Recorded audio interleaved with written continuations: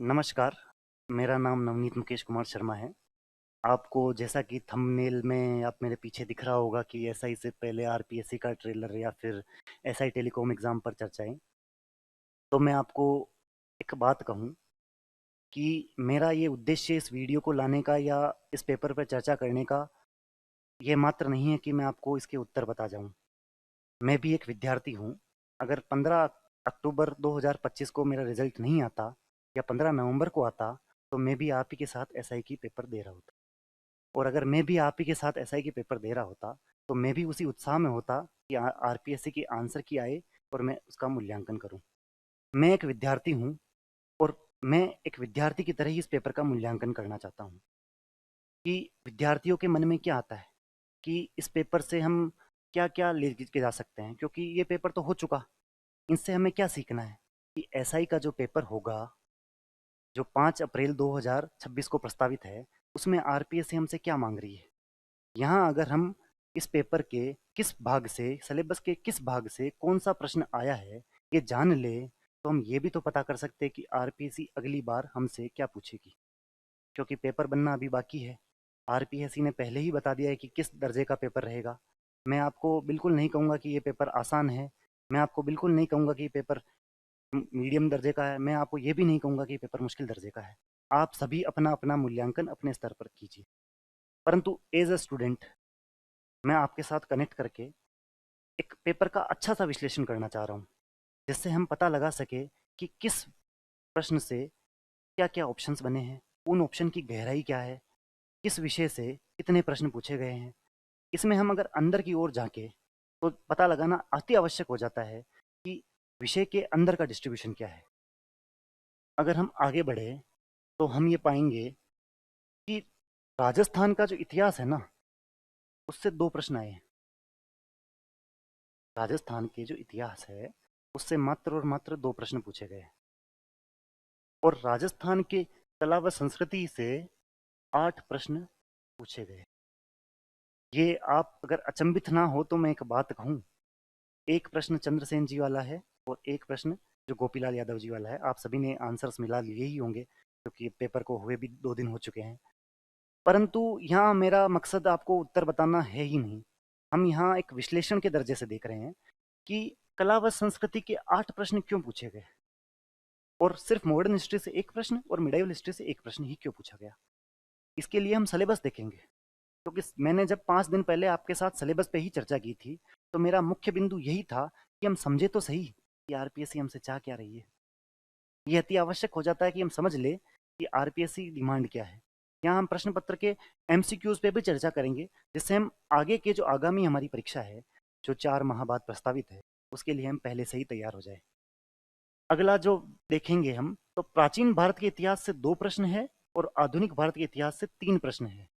मतलब Indian history से मात्र और मात्र 5 प्रश्न।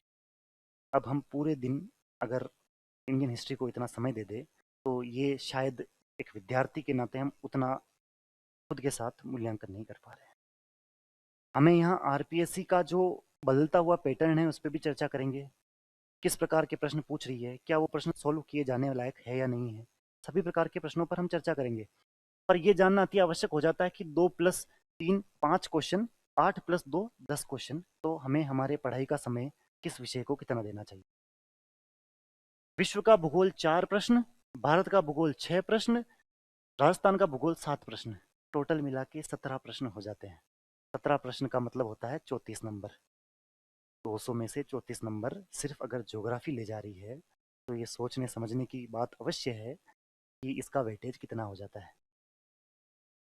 हम देखें तो ये प्रश्न डायरेक्ट कुछ हमें मिलेंगे राजस्थान के, भारत के, विश्व के।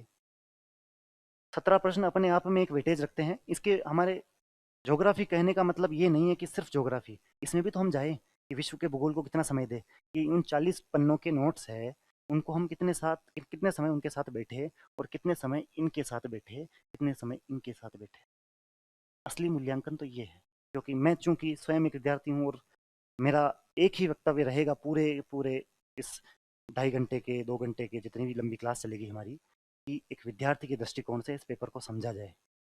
हम पेपर पर बाद में आएँगे, पहले इस पेपर की बैकग्राउंड तो समझें की मांग क्या है।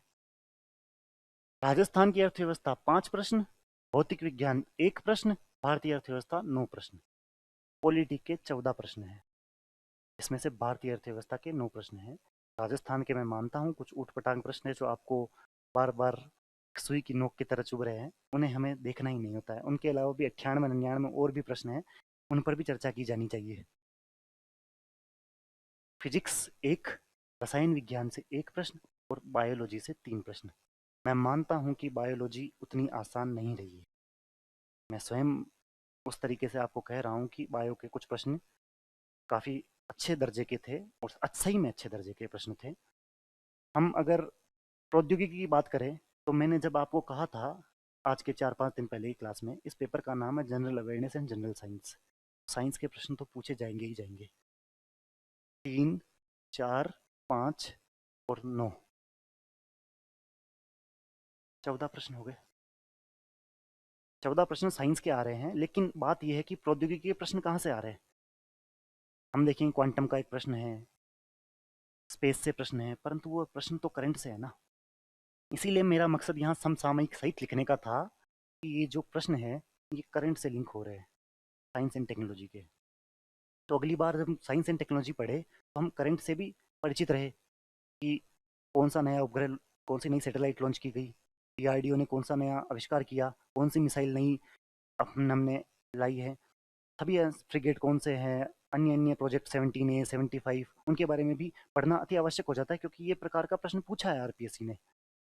राजस्थान की अर्थव्यवस्था से 9 प्रश्न और भारतीय अर्थव्यवस्था से 9 प्रश्न। यहाँ इकोनॉमी का आप वेटेज देख लीजिए। 18 प्रश्न अगर इकोनॉमी से पूछे जा रहे हैं तो हमें उसे भी उतना ही समय देना आवश्यक है। गणित तार्किक विवेचन से 9 प्रश्न और समसामयिक जो करंट अफेयर आपको तंग कर रही है, अगस्त माह से 7 प्रश्न है। तो जो विद्यार्थी मुझे आकर पूछते हैं कि भैया सर करंट कितने महीने का पढ़े या इतने टाइम का पढ़े, ये प्रश्न पत्र शायद सितंबर या अक्टूबर महीने में बना था और अगस्त से ही 7 प्रश्न पूछ लिए गए हैं। नीतियों से 6 प्रश्न पूछे गए हैं। विज्ञान एवं प्रौद्योगिकी ये ओवरलैपिंग प्रश्न है जो 4 है संख्या में। साथ ही साथ खेल से, स्पोर्ट्स से 2 प्रश्न पूछे गए। इससे हमें पता तो लग रहा है करंट अफेयर की डिमांड क्या है। अगर हम वो डिमांड पकड़ पाए तो शायद उन बिंदुओं पर ज़्यादा ध्यान दे पाए। मेरा शुरू से ही इकोनॉमिक सर्वे या पॉलिसी या नीतियों पे इस वजह से बल रहा है कि सरकार की एक डिमांड है कि जो नीतियां हम ला रहे हैं वो बच्चे पढ़े तो सही। बच्चे कैसे पढ़ेंगे, उनसे प्रश्न पूछ लो। अगर उनसे प्रश्न पूछेंगे तो अपने आप ही उन्हें नीति पढ़नी पड़ेगी। नीति पढ़ेंगे तो बच्चे अवेयर होंगे, अवेयर होंगे तो दो चीज़ अपने घर वालों को भी कहेंगे। ये अवेयरनेस का एक ये माध्यम भी है, ये मेरा स्वयं का मानना है। अब हम सिलेबस पर भी देख लेते हैं, थोड़ा सिलेबस देख के हम प्रश्न पत्र की ओर बढ़ते हैं आगे। ये मैंने वो पीएसआई और आरएसपी वाला पेपर लाया हूँ।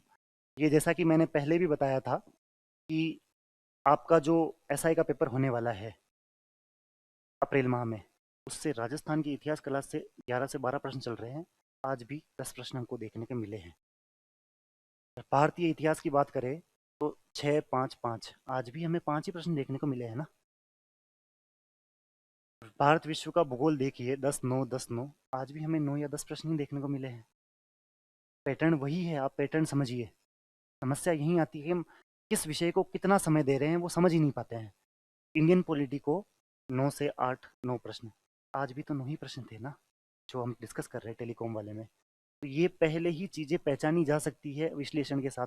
मैं कह रहा हूँ, मैंने पिछले वीडियो में सिलेबस पर 1 से 1.5 घंटा चर्चा की। उसका मेन उद्देश्य यही था कि आप सिलेबस को समझे तो सही, सिलेबस के किस बिंदु से प्रश्न आ रहा है ये जानना बहुत जरूरी हो जाता है। यहाँ भी मैं आपको हर प्रश्न के साथ सिलेबस याद दिलाऊंगा ताकि आपको पता तो पड़े सिलेबस कितना इंपॉर्टेंट हो जाता है हमारे लिए। स्टेट पॉलिटी 6 7 6, अभी भी इतनी है। भारतीय अर्थव्यवस्था लगातार देख लीजिए, 8 प्रश्न, टेलीकॉम में 9 प्रश्न। राजस्थान की अर्थव्यवस्था, यहाँ प्रश्नों की संख्या कम है, हालांकि अभी बढ़ गई थी। वो कम ज़्यादा राजस्थान स्टेट पॉलिटी में चलता है। विज्ञान एवं प्रौद्योगिकी 14 14 16 11 13, अभी 9 प्रश्न। करंट अफेयर्स में थोड़े बहुत ऊपर नीचे करके हो जाएंगे इतने ही। विज्ञान में 9+3, 14 प्रश्न अपने वैसे भी देखे थे विज्ञान एवं प्रौद्योगिकी मिला के, बायोलॉजी फिजिक्स केमिस्ट्री और साइंस एंड टेक्नोलॉजी मिला के। यहाँ भी हमें 13 प्रश्न, 11 प्रश्न, औसतन 13 प्रश्न देखने को मिल रहा है। मैथ्स से रीजनिंग के इस बार 9 प्रश्न है। 10 प्रश्नों का आंकड़ा चला आ रहा है, तो हमें मोटा-मोटा एक आइडिया तो लग जाए कि हम युद्ध के मैदान में तो उतर रहे हैं, पर क्या हमारे अस्त्र व शस्त्र को उतनी धार दे रखी है या नहीं दे रखी है। हम पता तो लगाए हमारे सामने कौन आने वाला है, किस प्रकार के प्रश्न पूछे जाएंगे। ये एसआई का जो मैंने कहा था आरपीएससी का ट्रेलर है, सही में हमें ये अंदाजा लगाना अति आवश्यक हो जाता है कि आरपीएससी क्यों इस प्रकार के प्रश्न पूछ रही है। क्या आगे भी आरपीएससी इसी प्रकार के प्रश्न पूछेगी? मैं कह रहा हूँ हाँ, आरपीएससी इससे भी मुश्किल जा सकती है। तो सभी जो 40% की क्राइटेरिया उससे घबराए मत, हम अभी विश्लेषण और करेंगे। आगे भी मैं आपके साथ अनेक इसी प्रकार के प्रश्न लाऊंगा, उन पे भी चर्चा करेंगे। पहले इस प्रश्न पत्र पर चर्चा कर लेते हैं। ये सिलेबस है। मैं आपको सिर्फ और सिर्फ एक बात कह रहा हूँ, दो प्रश्न राजस्थान इतिहास कला संस्कृति, दो प्रश्न राजस्थान के इतिहास के थे और कला संस्कृति कितने थे? 8 प्रश्न। 8 प्रश्न का कारण क्या है? सिलेबस में 8 प्रश्नों के लिए इतना समय दे रखा है, जबकि 2 पॉइंट के लिए एक के लाइन यहाँ से प्रश्न पूछ लिया गया है, यहाँ से एक प्रश्न पूछ लिया है, राजवंश से एक प्रश्न, प्रजामंडल वाला एक प्रश्न, बाकी सब यहाँ से। पिछले वीडियो में मैंने आपको कहा था कि साहित्य से प्रश्न पूछेंगे, पूछा है। संत संप्रदाय से पूछे ना पूछे अगली बार पूछ लेंगे। ये आते हैं, ये बिंदु अति इंपॉर्टेंट हो जाते हैं, अति इंपॉर्टेंट। धार्मिक आंदोलन संत, आगे मैं प्रश्न बताऊंगा तब आप ये सिलेबस जरूर ध्यान लाना कि यार प्रश्न यहीं से आया है। सिलेबस हमारे सामने होता है फिर भी हम विचलित होते रहते हैं। सिलेबस से अगर हम हमारे नोट्स को लिंक करें, हम ज़्यादा समय उन चीज़ों पर देंगे ना जो सिलेबस में ज़्यादा लिखी हुई है। शायद हमें राजवंश करने में 1 महीना लग जाता है और इन्हें करने में 1.5 महीना लगता है। 8 प्रश्न इसके आ रहे हैं, एक प्रश्न इसका आ रहा है, मूल्यांकन तो हम स्वयं करें ना। मैं जब आज से 2 ढाई साल पहले जब इस परीक्षा में गहनता से आ गया था, तब मैंने सबसे पहले यही पाया कि प्रश्न की मांग क्या है, सिलेबस की मांग क्या है। क्या मेरा हर एक पेपर, मैं कह रहा हूँ आप कोई सा पेपर दीजिए, उसका पेपर होने के बाद सिलेबस सामने रखिए और देख लीजिएगा कि सिलेबस से पेपर आ रहा है कि नहीं आ रहा। अगर अगला आदमी इतना दे रहा है सिलेबस में, 8 प्रश्न तो वो डिजर्व करता ही करता है ना। शायद मान लो एसआई में 7 आ जाए या 9 आ जाए, किसने किसको पता, पर यहाँ से प्रश्न आएंगे। भारत के इतिहास से 2 व 3 प्रश्न आए, आप सभी परिचित हैं। इस सिलेबस आप देख लीजिएगा। इस साइड आरएस का लगा ताकि आप मूल्यांकन भी कर सके कि किन प्रकार के बिंदु इनमें बदले हुए हैं। विश्व और भारत का भूगोल, 4 व 5 प्रश्न इनसे भी आए हैं। और कितना लिखा हुआ है, छोटा सा। मैंने पहले भी कहा था औद्योगिक क्षेत्र से प्रश्न आएगा, आया है। अंतर्राष्ट्रीय जलमार्ग से प्रश्न आएगा, आया है। जैव विविधता से प्रश्न आएगा, आया है। प्रश्न बता रहा हूँ, आगे देखेंगे तब पता लगाना। एक प्रश्न ये रहा, एक प्रश्न ये रहा, एक प्रश्न ये रहा। पर्यावरण से ये एक ही लिंक कर रहा है। भौतिक विशेषताओं से प्रश्न आएगा, यहीं से प्रश्न है ना। अगर हम भारत के भूगोल की बात करें तो ये जो खनिज दिख रहे हैं, इसमें कोयले से एक प्रश्न है, मतलब खनिज के प्रश्न भी हमारे को देखने को मिलेंगे। साथ ही साथ परिवहन मार्ग प्रश्न देखने को मिलेगा। पर्यावरणीय समस्याएं से इस बार यहाँ प्रश्न पूछ लिया गया, इधर नहीं मिला है हमें। परंतु ये सिलेबस से आपको प्रश्न ना मिले, ये करेवा नामक एक प्रश्न आया है, कृषि व कृषि आधारित उद्योग। ये आया है ना, करेवा का प्रश्न क्यों आया? कोई तो सोचे कि ये आरपीएससी बाउंसर डाल रही है क्या? नहीं डाल रही यार। मैं आपको एक शिक्षक के माध्यम से नहीं बता रहा हूँ, मैं एक विद्यार्थी के दृष्टिकोण से बता रहा हूँ कि प्रश्न क्यों आया। मुझे ढेर सारे मैसेज आए कि भैया एक बात तो बताओ, सर एक बात तो बताओ, ये आरपीएससी के अनप्रिडिक्टेबल तरीके को कैसे पहचाने। अनप्रिडिक्टेबल कहाँ है यार? हाँ मैं मानता हूँ प्रश्न का स्तर बढ़ रहा है, पर आपने कभी 2021 से पहले आरएसएम एसएसबी के प्रश्न पत्र देखे थे क्या? नहीं देखे हो तो देखना। पटवारी में ऐसे प्रश्न आते थे कि पूरब से पश्चिम तक जिलों को जमाइए। सबसे पहला ऑप्शन अजमेर, दूसरा भीलवाड़ा, तीसरा चित्तौड़, चौथा उदयपुर।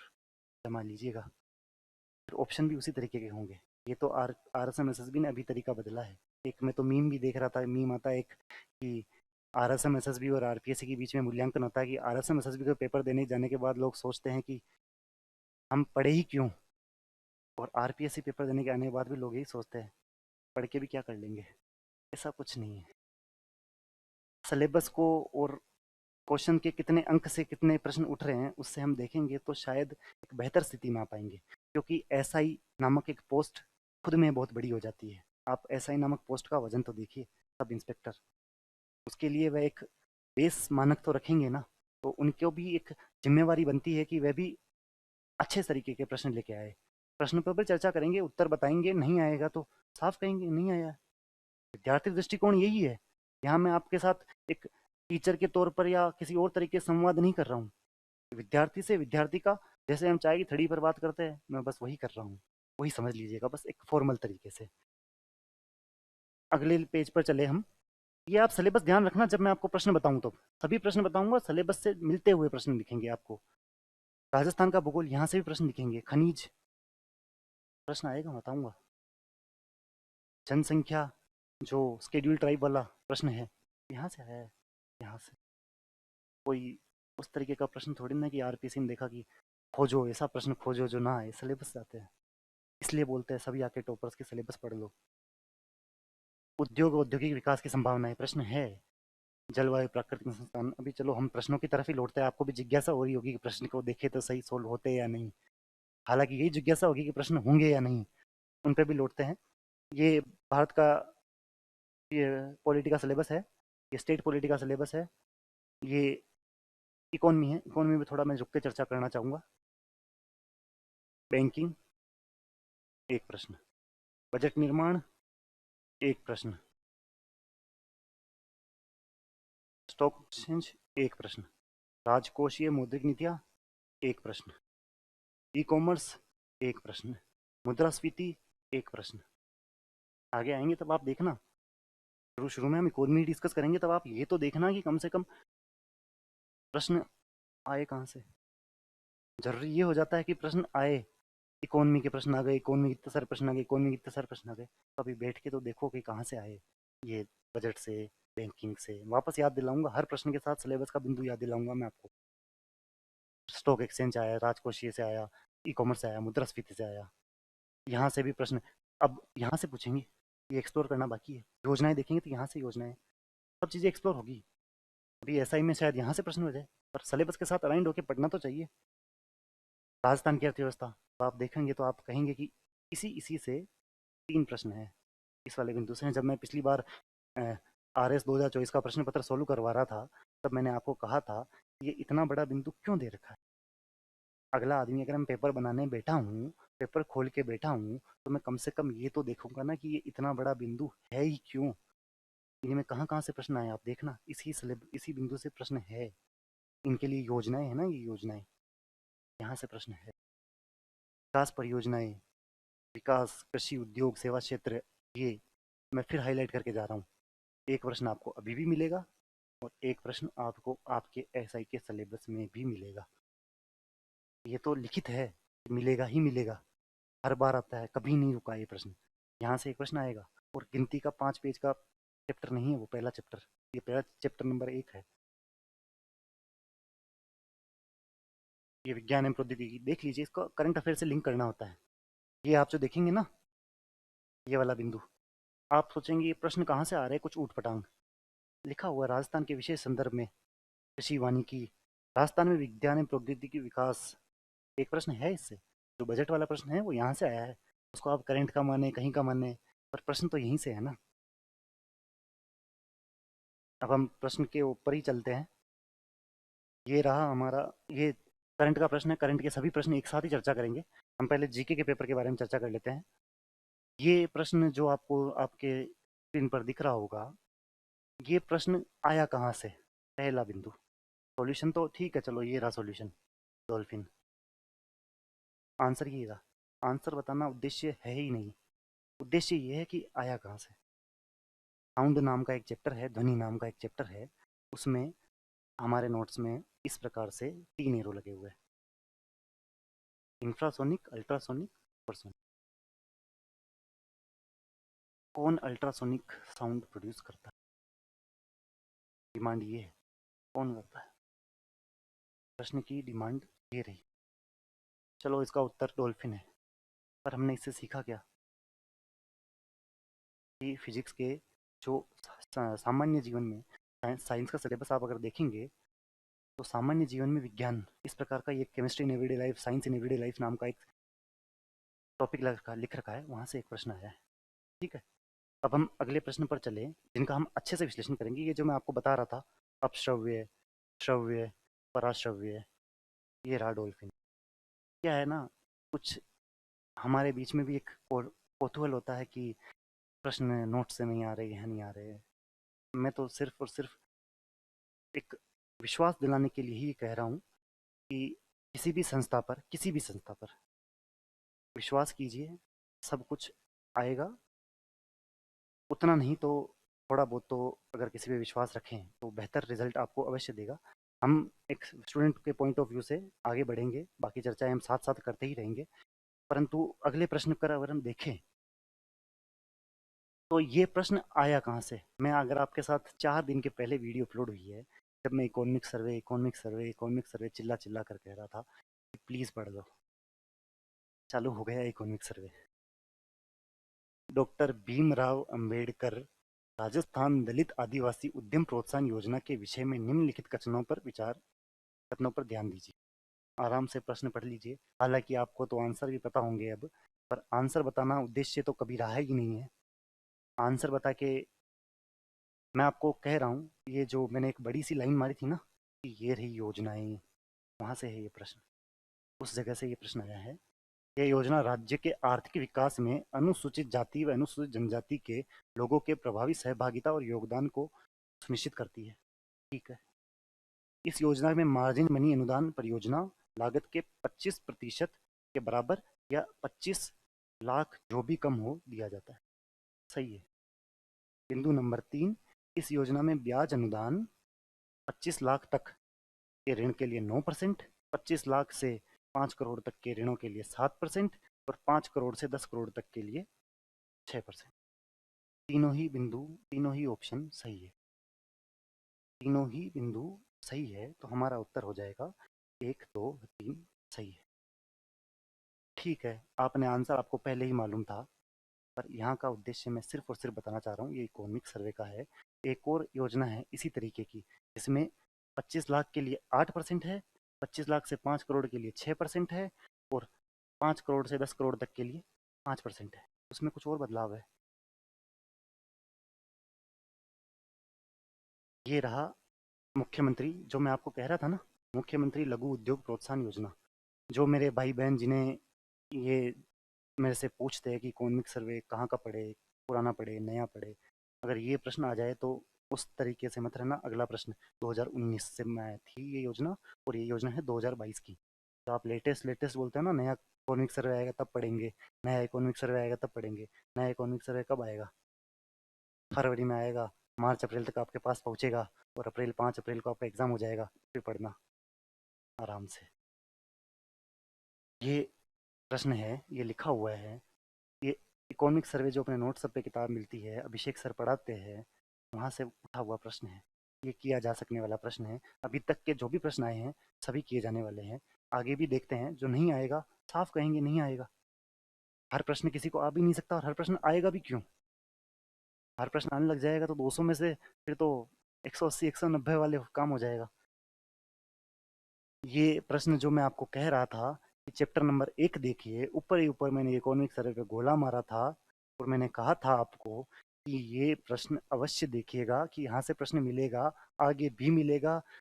जब तक ये सिलेबस चेंज नहीं हो जाता, जब तक इकोनॉमिक सर्वे छपता रहेगा, जब तक आरपीएससी पेपर कराती रहेगी, चैप्टर 1 से प्रश्न मिलते रहेंगे। चैप्टर 1 से प्रश्न हकीकत में मिलेंगे। ये पूछ रहा है कि राजस्थान के निम्न जिला समूह में कौन सा जिला समूह वर्ष 2023-24 में स्थिर कीमतों पर सकल जिला घरेलू उत्पाद के अवरोही क्रम में 3 सबसे बड़ी जिला अर्थव्यवस्था वाला जिला समूह है। 3 largest district economies according to GSDP. रोज डिस्ट्रिक्ट स्टेट की जगह डिस्ट्रिक्ट हो गया। बताना है। चैप्टर नंबर 1, शायद तीसरा या चौथा पेज होगा इकोनॉमिक सर्वे का। खुलते ही पहले तो पेज तो याद होंगे कम से कम, बाद के तो नहीं है कोई बात नहीं, लेकिन कोई कॉपी खोलते हैं तो शुरू शुरू के पन्ने तो याद होते ही है। वो शुरू के पन्नों का ही प्रश्न है ये। इसका उत्तर अगर हम बेसिक कॉमन सेंस से भी देना चाहें तो ये पूछ क्या रहा है कि जिला समूह के सकल जिला घरेलू उत्पाद में अवरोही क्रम से तीन बड़ी जिला अर्थव्यवस्थाओं को, मतलब तीन बड़े डिस्ट्रिक्ट इकोनॉमीज को बताओ।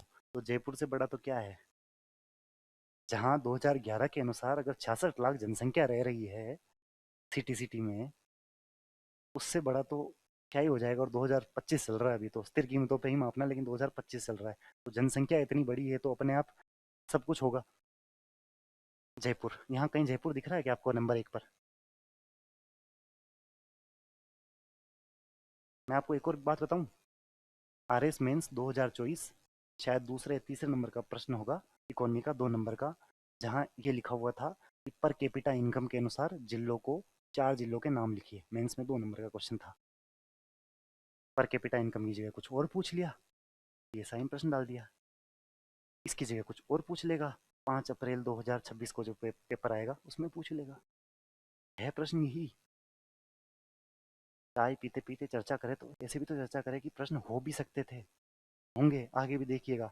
ये प्रश्न भी मैं आपको बता रहा हूँ कि कहीं बाहर से उड़ता हुआ नहीं आया है। सिलेबस का बिंदु नंबर 1, इकोनॉमिक सर्वे 13,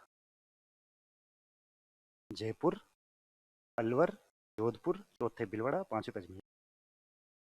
उत्तर ये रहा।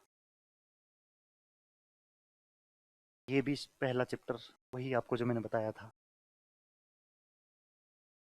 अगला प्रश्न है, ये कहाँ से है? इकोनॉमिक सर्वे से है। पहले तो ये सिटी वाले में आता था, अब शायद इसकी जगह चेंज कर दी इस वाले नए लेटेस्ट इकोनॉमिक सर्वे में, क्योंकि सरकारों के साथ इकोनॉमिक सर्वे में इस खांचे को इस जगह, इस खांचे को इस जगह डाल दिया जाता है, रहता वही है।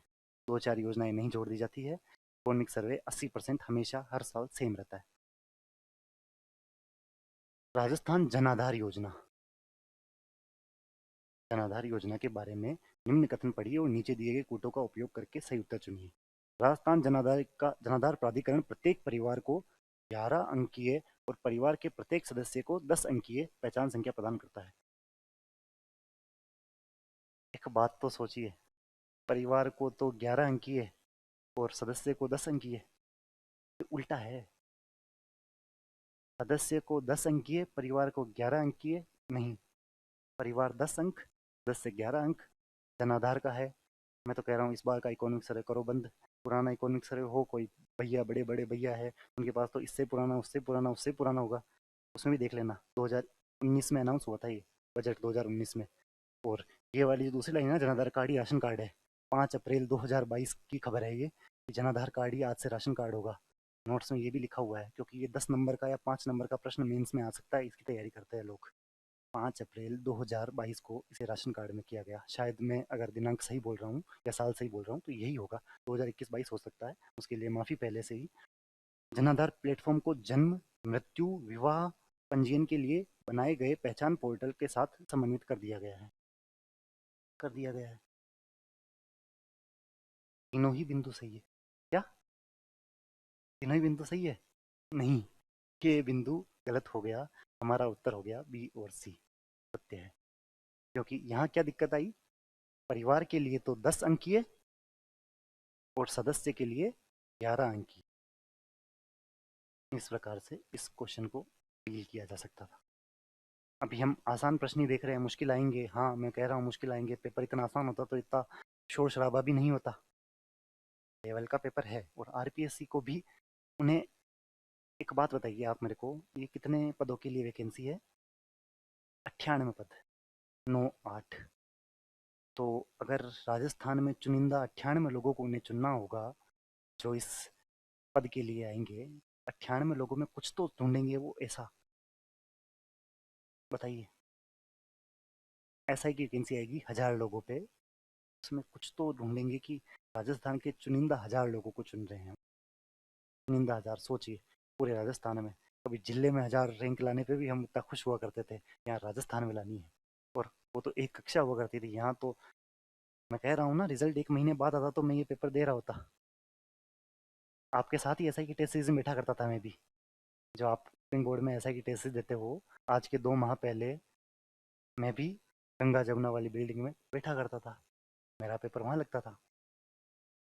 तो ये बी और सी सत्य है। इकोनॉमिक सर्वे का प्रश्न है, आसान दर्जे का प्रश्न है, योजना से प्रश्न है। नेक्स्ट, ये मुख्यमंत्री स्वनिधि योजना, फिर योजना, फिर से वही योजना से रिलेटेड प्रश्न और इकोनॉमिक सर्वे का प्रश्न। ये बजट में इसको 80,000 ऐसे कर दिया था, वो भी हाईलाइट करके लिखा हुआ है। इस योजना में असंगठित क्षेत्र, यहाँ गोला मारिएगा, असंगठित क्षेत्र अनऑर्गेनाइज सेक्टर 80,000 तक का ऋण प्राप्त कर सकेंगे। 80,000 तक का ऋण अनऑर्गेनाइज सेक्टर प्राप्त कर सकेगा। बात ये सही है, बजट में चेंज हुआ था। राज्य सरकार ऋण का समय पर भुगतान करने वाले लाभार्थियों को 5% का ब्याज अनुदान प्रदान करेगी। अगर हम एक गहन तरीके से पढ़ते हैं ना किसी चीज को, एक तो ऐसा होता है कि किताब खोली रहा, ठीक है, ऐसे ऐसे ऐसे ऐसे करके पढ़ लिया, शायद ये बात पता ना लगा सके कि हाँ क्या मसला है। पढ़ने के भी अपने अपने तरीके होते हैं ना। हम कहते हैं कि हम पढ़ाई करते हैं, हाँ मैं मान रहा हूँ आप पढ़ाई करते हैं, हम अच्छे से पढ़ाई करते हैं, हम पूरे सुबह से लेकर रात तक हमारा एक ही धर्म है कि पढ़ाई करनी है। बिल्कुल, पढ़ाई के तरीके में थोड़ा बहुत बदलाव हो सकता है, थोड़ा बहुत, कि हम किसी चीज़ को पढ़ रहे हैं तो उसे याद करके लिख लें, शॉर्ट शॉर्ट फॉर्म में लिख दे। कि एक पेज पढ़ा है उसके बारे में 20 शब्द तो लिखे, कि मोटे मोटे ये 20 शब्द है इस पे, तो उससे भी तो हमें ये पता लगेगा कि यहाँ कुछ गलती है। उससे हमें ये भी पता लगेगा कि ये 21 साल ना होकर 18 साल होगा। उससे हमें ये भी पता लगेगा कि ये योजना सभी श्रमिकों के लिए है और यहाँ असंगठित कर रखा है। मतलब या तो ये गलत है या ये गलत है। अगर हम पढ़ेंगे तो पाएंगे कि ये असंगठित क्षेत्र के लिए है, तो स्ट्रीट वेंडर्स होते हैं उनके लिए है, तो असंगठित क्षेत्र के लिए है, सभी कार्मिक आएगा नहीं। ये गलत, ये गलत, यहाँ 7% हो सकता है, ये गलत। आंसर इसका केवल एक सही। योजना का प्रश्न है। बस दिक्कत क्या हो जाती है ना, कि हम उन योजनाओं को इतनी गंभीरता से देखते ही नहीं है कि ये आरपीएससी इस प्रकार के प्रश्न क्यों पूछ रही है। पहले तो पूछती थी ये योजना किन के लिए है, असंगठित क्षेत्र के लिए, संगठित क्षेत्र के लिए, ग्रामीण में भी शहरों में भी इस प्रकार का प्रश्न पूछती थी। अब ये प्रश्न में 4 लाइनें दे दी आपको योजना की और इनसे पूछ रही कि अब बताओ इनमें क्या गलत है। तो पेपर की डिमांड क्या है कि आप योजनाओं को अच्छे से पढ़ें, कि अगर इन योजनाओं को हम अगर अच्छे से पढ़ लेंगे तो हम इन प्रश्नों को बेहतर तौर पर हल कर पाएंगे ना। तो अगली बार कभी भी कोई योजना पढ़ो तो उसके नीचे जो 3-4 बिंदु हो उन्हें अच्छे से पढ़िएगा। ये हाँ, स्वनिधि योजना के बारे में चर्चा कर रखी है। 50, 20, 10, 80,000 हो गए 3 इंस्टॉलमेंट में। ये एक प्रश्न है जो हम चर्चा किया करते थे, हम मित्रगण बैठा करते थे, तब मोदी जी ने कहा था कि मेरी कोई जाति नहीं है, मेरे लिए कोई जातियाँ नहीं है, मेरे लिए सिर्फ 4 जातियाँ हैं। उन्हें उन्होंने कहा था मेरे लिए 4 जातियाँ हैं।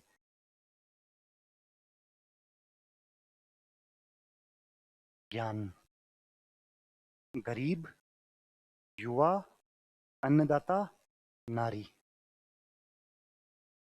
विकसित भारत 2047 के लिए उन्होंने कहा था कि विकसित भारत का दर्जा प्राप्त करने के लिए विकसित भारत 2047 से पहले 4 स्तंभों पर निर्मित है। ये स्तंभ है, ये रहे स्तंभ।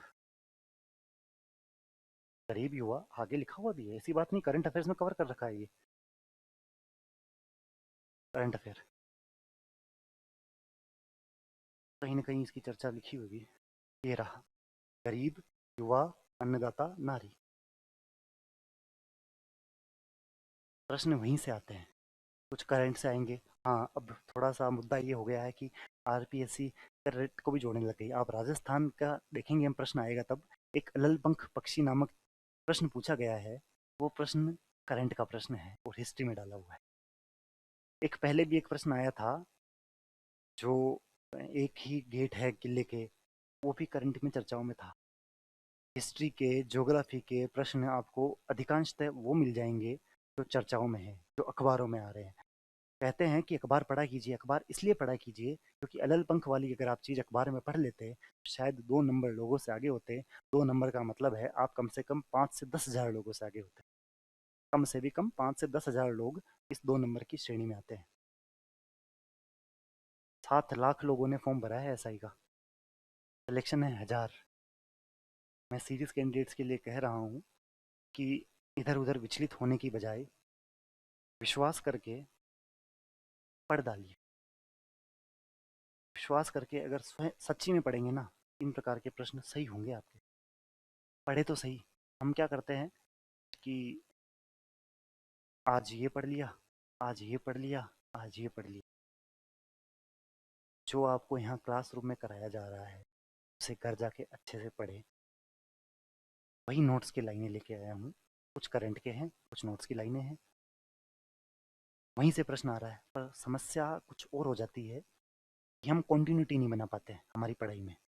कुछ विद्यार्थी मुझे इस तरीके के मिलते हैं कि सर हम आए थे तो साल भर तक तो अच्छे से पढ़ाई की थी, फिर हम मन नहीं लगा, पढ़ाई छूट गई थी, अब हमें वापस पढ़ना है। क्या 4 महीने में ऐसा ही हो जाएगा? क्या हो जाएगा? विश्वास तो रखिए, ढंग से पढ़िए तो सही। पढ़ने में अपनी उतनी जान तो ला लिए। बस पढ़ने के समय एक बात याद रख लेना कि उन 7 लाख लोगों में से 1,000 में हमें आना है।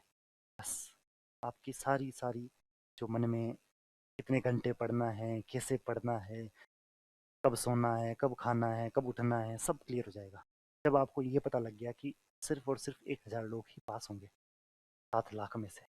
फॉर्म की संख्या अलग हो सकती है पर पास तो 1,000 के आसपास ही हो। 15,000 लोग ट्रेनिंग में, 15,000 लोग फिट उसके लिए जाएंगे, फिजिकल के लिए, फिर इंटरव्यू कॉल, छट छट के 1,000 ही बचेंगे। आरएस में भी यही है।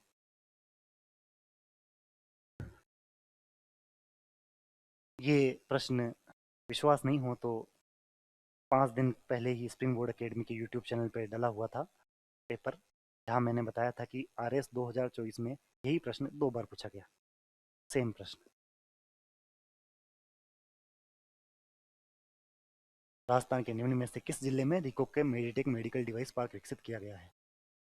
आर एस 2024 प्री 2 फरवरी 2025 का प्री 2 फरवरी 2025 को जो पेपर हुआ, और 10 तारीख को जो पेपर हुआ, 9 तारीख को जो पेपर हुआ, सेम प्रश्न रिपीट। कहाँ से है? कॉन्मिक सर्वे से। इच्छाएं हमें भी होती है कि कहाँ से प्रश्न आ रहे, कहाँ से प्रश्न आ रहे, कहाँ से प्रश्न आ रहे। प्रश्न कहीं से नहीं आ रहे, शायद हम कुछ पढ़ाई में ही कमी है, और फिर हम वही बात है कि दोषारोपण तो करना ही पड़ता है। मेरी बात को उस तरीके से मत लीजिएगा, परंतु यही होता है कि अगर हम उस रिजल्ट पर नहीं पहुंच पाए ना, तो कहीं ना कहीं कुछ ना कुछ कमी तो बोलना ही पड़ता है ना। कि छोड़िए, चर्चा करते हैं आगे। ये इसका उत्तर जोधपुर है। मेरा बताने का मकसद यहाँ ये नहीं है कि इसका उत्तर जोधपुर है। मेरा बताने का मकसद ये है कि कॉन्विक सर्वे से चर्चा हो रही है। आज भी कॉन्विक सर्वे पुराना वाला ही प्रासंगिक है। क्या 2 फरवरी 2025 को जो पेपर हुआ था उसमें नया इकोनॉमिक सर्वे आ गया था क्या? नहीं आया था ना। फिर भी क्वेश्चन रिपीट है। ये साफ साफ आपके लिखा होगा, यहीं कहीं आपको लिख जाएगा कि मेडटेक पार्क कहाँ है, लिखा हुआ जोधपुर में होगा, बोरनाडा जोधपुर। अगले प्रश्न पर चर्चा करें। ये प्रश्न कहाँ से आया है? ये इंडियन इकोनॉमी का प्रश्न है। सिलेबस में अगर देखेंगे तो ई कॉमर्स प्लेटफॉर्म आपके लिखे हुए होंगे, वहाँ से ये प्रश्न है। ओएनडीसी। ओएनडीसी क्या होता है? जैसे हमारे विभिन्न विभिन्न प्लेटफॉर्म्स होते हैं, अमेजन, फ्लिपकार्ट, मिंत्रा। ओएनडीसी एक माध्यम है कि इन्हीं सब से हम कनेक्ट करें। इनमें कौन कौन से प्रोडक्ट्स है, इनमें कौन कौन से प्रोडक्ट्स है, इनमें कौन कौन से प्रोडक्ट्स है, ताकि अगला आदमी जो व्यूअर है वो सिंक्रोनाइज करके चीज़ों को पहचान सके। ये ओएनडीसी है, ई कॉमर्स में आपके लिखा हुआ है। टेस्ट सीरीज का भी प्रश्न है एक ओएनडीसी से ही पूछा हुआ। तो उसी में हम अगर देखें तो open network for digital commerce, ये फुल फॉर्म भी पढ़ लीजिएगा। क्या पता है सही में ओएनडीसी की फुल फॉर्म ही पूछ ले कि बताइए ओएनडीसी की फुल फॉर्म क्या है, फिर अलग अलग प्रकार के यहाँ पर ऑप्शन दे दे और हमें पूछे कि बताओ, फिर हम घबरा जाएंगे ये कहाँ से ऐसे कौन से बारूद के गोले फेंक रहा है आरपीएससी। ओएनडीसी के संबंध में निम्नलिखित कथनों पर विचार कीजिए तथा नीचे दिए गए कूटों में सही विकल्प का चयन कीजिए। पारंपरिक ई कॉमर्स प्लेटफॉर्म के विपरीत ओएनडीसी विभिन्न प्लेटफॉर्म पर क्रेताओं और विक्रेताओं के बीच सीधे संपर्क को बढ़ावा देता है। मैंने आपको बताया था फ्लिपकार्ट, अमेजन, मिंत्रा, जिससे किसी एक संस्था पर निर्भरता कम हो जाती है। एक संस्था पर निर्भरता कम हो रही है। ओएनडीसी कोई ई कॉमर्स प्लेटफॉर्म नहीं है, नहीं है, ई कॉमर्स प्लेटफॉर्म है ही नहीं। ये तो डिफरेंट डिफरेंट को एक साथ जोड़ने का कार्य कर रहा है। ओएनडीसी को एक खुले नेटवर्क के रूप में डिजाइन किया गया है, जहां कोई भी क्रेता और विक्रेता किसी एक प्लेटफॉर्म तक सीमित हुए बिना लेन देन कर सकता है। बिल्कुल सीमित कहाँ कर रहा है? खुले कोई एक क्रेता विक्रेता प्लेटफॉर्म तक सीमित हुए बिना लेन देन कर सकता है, बिल्कुल कर सकता है। तीनों बिंदु सही है, तीनों बिंदु सही है।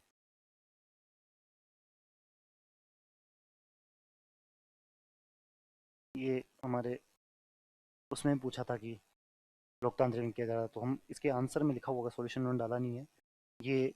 अगर आप थोड़ा सा अपने नोट्स की तरफ ही रुख करें, इकोनॉमिक सर्वे खत्म हो चुका है, अब इंडिया इकोनॉमी आ गई है, तो अपने नोट्स की तरफ ही रुख करें, तो factor cost, market price, base price, इस प्रकार के कुछ फॉर्मूले लिखा रखे होंगे आपको सभी को। अभी खोले तो अभी नोट्स खोल ले, आराम से देख ले, वीडियो को पॉज करे, आराम से देखे कि हाँ यार है या नहीं है, कि ऐसे ही बोल रहे हैं। सभी प्रश्न देख सकते हैं आप आराम से, आराम से अपने नोट्स खोले या जो भी आपके पास हो, आराम से देखना कि इसमें हमारा विकल्प मिल रहा है या नहीं मिल रहा। मैं आपको एक बात बताता हूँ, ग्रोस वैल्यू, हाँ, GSVA जो है ना, यहाँ वो GVA लिखा हुआ है, यहाँ GDP लिखा हुआ है, वो उसी तरीके से ट्रीट किया जा रहा है, ठीक है। यहाँ लिखा हुआ है कांस्टेंट प्राइस, स्थिर कीमतों पर। जब हम देखेंगे तो हम ये पाएंगे कि शायद मुझे याद आ रहा है कि कॉपी के ऊपर ही ऊपर लेफ्ट साइड में लिखा हुआ था। मैं कहता हूँ पिक्टोग्राफिक मेमोरी की बात, मुझे तो ये पढ़ते ही कॉपी का ऊपर लेफ्ट का दिख रहा है, जहाँ मैं लिख रखा था GDP डिफ्लेटर का योगदान आएगा। स्थिर कीमतों के लिए जो मौद्रिक सकल घरेलू उत्पाद है, उसको GDP डिफ्लेटर के तौर पर हमें देखना पड़ता है। क्या हमारे इस विकल्प से मिल रहा है? मेरा ये पर्पस है ही नहीं कि मैं आपको पेपर सोल्व करवाऊँ, सही में नहीं। पेपर तो 2 दिन हो गया, आप सभी को उत्तर पता है, सभी को उत्तर पता है। पर हम आज के 4 महीने बाद जब पेपर में बैठे, तब हमें कम से कम ये ना कहे कि RPSC ने कौन सा बाउंसर मारा है, तब हम कहे RPSC को हम तैयार हैं इस बार। ये पेपर हो चुका है, आपके जितने नंबर आए आपके OMR में वो दर्ज हो चुके हैं, परंतु 4 महीने बाद जब बैठे तब तो ये कह सके ना कि पेपर में ऐसे ऐसे आया है, यहाँ यहाँ से आया है। बस उसी के लिए मैं कह रहा हूँ। आधार कीमतों पर सकल मूल्य संवर्धन, gross value added at basic price. आपके नोट्स में फिर जाना, बेसिक प्राइस के बारे में देखना।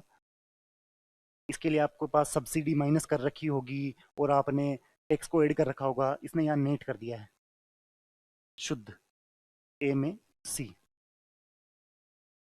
आपको विश्वास नहीं हो रहा होगा, मैं तो एक लेके आया हूँ, थोड़ा बहुत लैंग्वेज को चेंज किया गया है। साधन लागत पर सकल मूल्य संवर्धन, gross value at factor cost. एक बात देखिएगा, ये मार्केट प्राइस है और ये फैक्टर कॉस्ट है।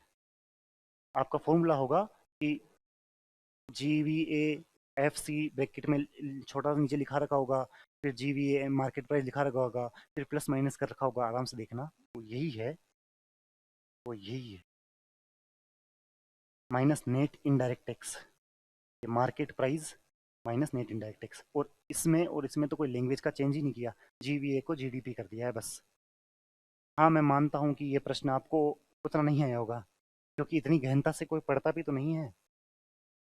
अ, पहले इस प्रश्न पर चर्चा करें उससे पहले मैं आपको एक बात कहता हूँ। मुझे काफ़ी लोगों के मैसेज आए कि इकोनॉमी इकोनॉमी से जो प्रश्न आ रहे हैं वो कुछ अलग तरीके के आ रहे हैं। इकोनॉमी हमें थोड़ी अलग तरीके की लगती है, इस प्रकार के भी कुछ प्रश्न थे। तो ये जो प्रश्न है, ये असर्शन और रीजन, अभिकथन व कारण पे प्रश्न है। आप सिर्फ और सिर्फ एक आम विद्यार्थी के तौर पर इस प्रश्न को पढ़े और नोट्स भूल जाए, सिर्फ पढ़े कि क्या ये सही कह रहा है क्या। बेरोजगारी की उच्च दरें वाली अवधि सामान्यतः मंदी की अवधियों से संबंधित होती है। बेरोजगारी की उच्च दरों वाली अवधि सामान्यतः मंदी की अवधि से, the period of high unemployment rates are generally associated with period of recession. मंदी आएगी तो सीधी सीधी बात है बेरोजगारी बढ़ेगी। अगर मार्केट में पैसा नहीं है तो रोजगार के लिए पैसा कैसे देंगे? सिंपल कारण यही है ना। अगर हम अगला इसका रीजन पर जाए, तो बेरोजगारी दर कार्यबल के उस अंश की माप है जो रोजगार से बाहर है, रोजगार से बाहर है एवं किसी नौकरी की तलाश में है अथवा छटनी के बाद उन्हें बुलाए जाने के लिए आशान्वित है, इसे ही तो बेरोजगारी कहते हैं। मैं तो आपको नोट्स की लाइनें भी दिखा दूंगा, पर उसकी आवश्यकता ही क्या है इस प्रश्न में? एक सामान्य दृष्टिकोण से, आज से 2 साल पहले जब आप पढ़ रहे थे, उससे पहले अगर इस प्रश्न को देखते, तब भी तो शायद आपको ये प्रश्न ऐसे ही नजर आता। नॉर्मल प्रश्न अगर आपने पढ़ी भी नहीं इकोनॉमी फिर भी समझ में आएगा क्या, लेकिन ये इसका कारण है क्या? नहीं है। वो तो बेरोजगारी की उच्च दरों का बता रहा है और ये बेरोजगारी की परिभाषा दे रहा है, ये तो बेरोजगारी की परिभाषा दे रहा है ना, बेरोजगार कौन होते हैं। और ये बता रहा है कि जब मंदी आती है तब बेरोजगार बनते हैं। मैं आपको बताता हूँ, हालांकि इसका आंसर पहले ही बता देता हूँ। ये रहा इसका आंसर, और ये रहा। ये मंदी आई, डिप्रेशन रिसेशन जो भी आप माने, और अनएम्प्लॉयमेंट की रेट, चक्रीय बेरोजगारी, साइक्लिक अनएम्प्लॉयमेंट, यहाँ बेरोजगारी कम हो गई। मंदी आई तो बेरोजगारी घटेगी। और ये रहा इसका फॉर्मूला जो उधर थोड़ी अलग भाषा में लिख रखा है कि जो लोग तैयार तो है काम करने के लिए परंतु उन्हें काम नहीं मिल रहा है या आशान्वित है कि उन्हें काम मिलेगा, अनएम्प्लॉयमेंट उसे ही बोलते हैं। अब ये प्रश्न है, ये नहीं किया जाने वाला प्रश्न है। आप ये कहेंगे कि सर तो सभी प्रश्न बता रहे हैं, ये भी कर लो, ये भी कर लो, ये भी कर लो, ऐसा होता है क्या? मैं कह रहा हूँ नहीं होता है। ऐसा होता तो क्या ही बात कहनी। ये प्रश्न तो कहाँ से पूछा गया है, ये तो सोचो पहले। अगर ये पता लग जाए ना ये प्रश्न कहाँ से पूछा गया, फिर भी कुछ सोचे। ये प्रश्न पूछा गया है जो अपने बीएससी एनएससी होते हैं ना, वहां से। भारत में दिसंबर 2024, सोचिएगा, दिसंबर 2024 के अंत में बाजार पूंजीकरण का मौद्रिक नॉमिनल जीडीपी से अनुपात क्या था? मार्केट कैपिटलाइजेशन, शायद आपको ये हिंदी समझ में ना आई हो तो इंग्लिश में देख लीजिएगा। Market capitalization to nominal GDP ratio at the end of December 2024 in India. ये प्रश्न सभी प्रश्न करने के होते भी नहीं है, ये भी उन्हीं में से एक है। कुछ तो इसे मुद्रास्फीति समझ लेंगे, इन्फ्लेशन क्या हो रहा है, परंतु ये बीएससी एनएससी से है। मैं इसको एक आंसर बता देता हूँ। हालांकि ये प्रश्न मेरी पहुंच से तो बाहर था, जैसा कि मैंने शुरुआत में बोला कि विद्यार्थी का दृष्टिकोण दूंगा, मेरी पहुंच से तो ये प्रश्न बाहर था, मैं तो नहीं कर सकता था इस प्रश्न को। इसका आंसर 136 है। सिर्फ आंसर के लिए ही बता रहा हूँ कि आप पता लगा लीजिएगा। बदला हो आंसर में तो भी कोई बात नहीं, पर मोटा मोटा यही है कि मुझे नहीं आता था ये प्रश्न। ये मैंने आपको जब सिलेबस बता रहा था, मुद्रास्फीति पे एक गोला मारा होगा, मुद्रास्फीति से प्रश्न है ये। सिलेबस पे गोले मारने का मतलब यही तो है कि मैं आपको बताऊं कि प्रश्न आ कहाँ से रहा है। मुद्रास्फीति के संबंध में निम्न कथनों पर विचार कीजिए। स्थिर आय पर निर्भर रहने वाले लोगों को मुद्रास्फीति से सबसे अधिक हानि होती है। People dependent on fixed income suffers most from inflation. Most, हालांकि ये प्रश्न आरपीएससी इसे किस हिसाब से मानेगी वह आरपीएससी पर निर्भर करता है, परंतु मेरे हिसाब से ये ठीक कथन माना जा सकता है। हालांकि मैं इसको श्योरली नहीं कहूंगा क्योंकि यहाँ मोस्ट कह दिया है, बस एक यही है। मैं तो इसे अगर पर्सनल ओपिनियन बताऊं तो मैं इसे करके आता सही। मुद्रास्फीति समाज में आय व संपत्ति के वितरण के ढांचे को परिवर्तित करके कुछ वर्गों को दूसरे की तुलना में अधिक लाभ पहुंचाती है। ठीक बात है, अगर मुद्रास्फीति बढ़ेगी तो कुछ वर्गों को अधिक लाभ मिलेगा, क्योंकि जिनके पास डीए मिलता है वहां लिखा हुआ था स्थिर आय वालों, जिसकी फिक्स्ड इनकम है, जिनकी इनकम बढ़ी नहीं रही। पर पार्ले जी का बिस्किट तो 5 रुपए का छोटा हो गया ना। अब 5 रुपए के पार्ले जी के बिस्किट से कुछ हो नहीं रहा, पर इनकम तो 5 रुपए पार्ले जी बिस्किट खाए जितनी है। या इसे और देखे तो पेट्रोल के दाम तो लगातार बढ़ रहे हैं, पर अगर जिसकी इनकम वही रहेगी वो तो पेट्रोल के दाम के साथ compete नहीं कर पाएगा। अगर जैसे डीएनएस अलाउंस महंगाई भत्ता मिल रहा है, या फिर जिनके पास अच्छी आर्थिक पृष्ठभूमि है उनके लिए ये बदलाव तो होगा ना, तुलना में अधिक लाभ पहुंचाती है। मुद्रास्फीति अर्थव्यवस्था में संसाधनों का कुआवंटन उत्पन्न करती है। वही बात मैं आपको समझा रहा हूँ, जो कि जिसके पास अधिक पैसा है और जिसके पास कम पैसा है, तो जिनके पास पैसे है वो तो पेट्रोल चाहे 200 का हो जाए तो भी उनका कोई समस्या नहीं, पर आम जन लोगों के लिए तो शायद थोड़ी समस्या हो जाएगी। अगर कोई 10 रुपए की मिलने वाली चीज़ 12 रुपए की हो जाएगी तो भी समस्या होगी। कोई 1000 रुपए की मिलने वाली चीज़ 1200 रुपए की हो जाएगी तो भी बदलाव तो पड़ेगा ही ना। इसीलिए ये प्रश्न हालांकि आरपीएससी क्या आंसर मानती है उस हिसाब से ही देखा जाएगा। मेरे हिसाब से तो ये तीनों बिंदु सही बैठते हैं। हालांकि आरपीएससी के आंसर की का आप जरूर इंतजार कीजिएगा।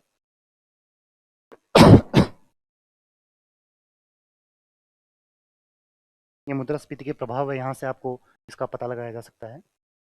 ये फिर से अब आप देखिए कि आरपीएससी ने इस बार ये असर्शन और रीजन वाले, अभी कथन व कारण वाले कितने प्रश्न पूछ लिए। ये शायद दूसरा है, आगे और आएंगे। 3 से 4 प्रश्न है। मतलब आरपीएससी ने इन प्रकार के प्रश्न पूछे कि अगला आदमी सिर्फ रट रहा है या चीजों को समझ रहा है। इकोनॉमी एक समझने वाली विषय हो जाती है, इसीलिए हम यहाँ पर थोड़ा अधिक सक्रियता से काम नहीं ले पाते, इसलिए लोगों को इकोनॉमी टफ भी लगती है। मेरी तो फेवरेट है इकोनॉमी भी। केंद्रीय बैंक अर्थव्यवस्थाओं में मुद्रा की आपूर्ति को पूर्णतः नियंत्रित नहीं कर सकता है। क्या हमारा आरबीआई जितने भी पैसे हैं उनको पूर्णतः नियंत्रित कर सकता है क्या? नहीं कर सकता।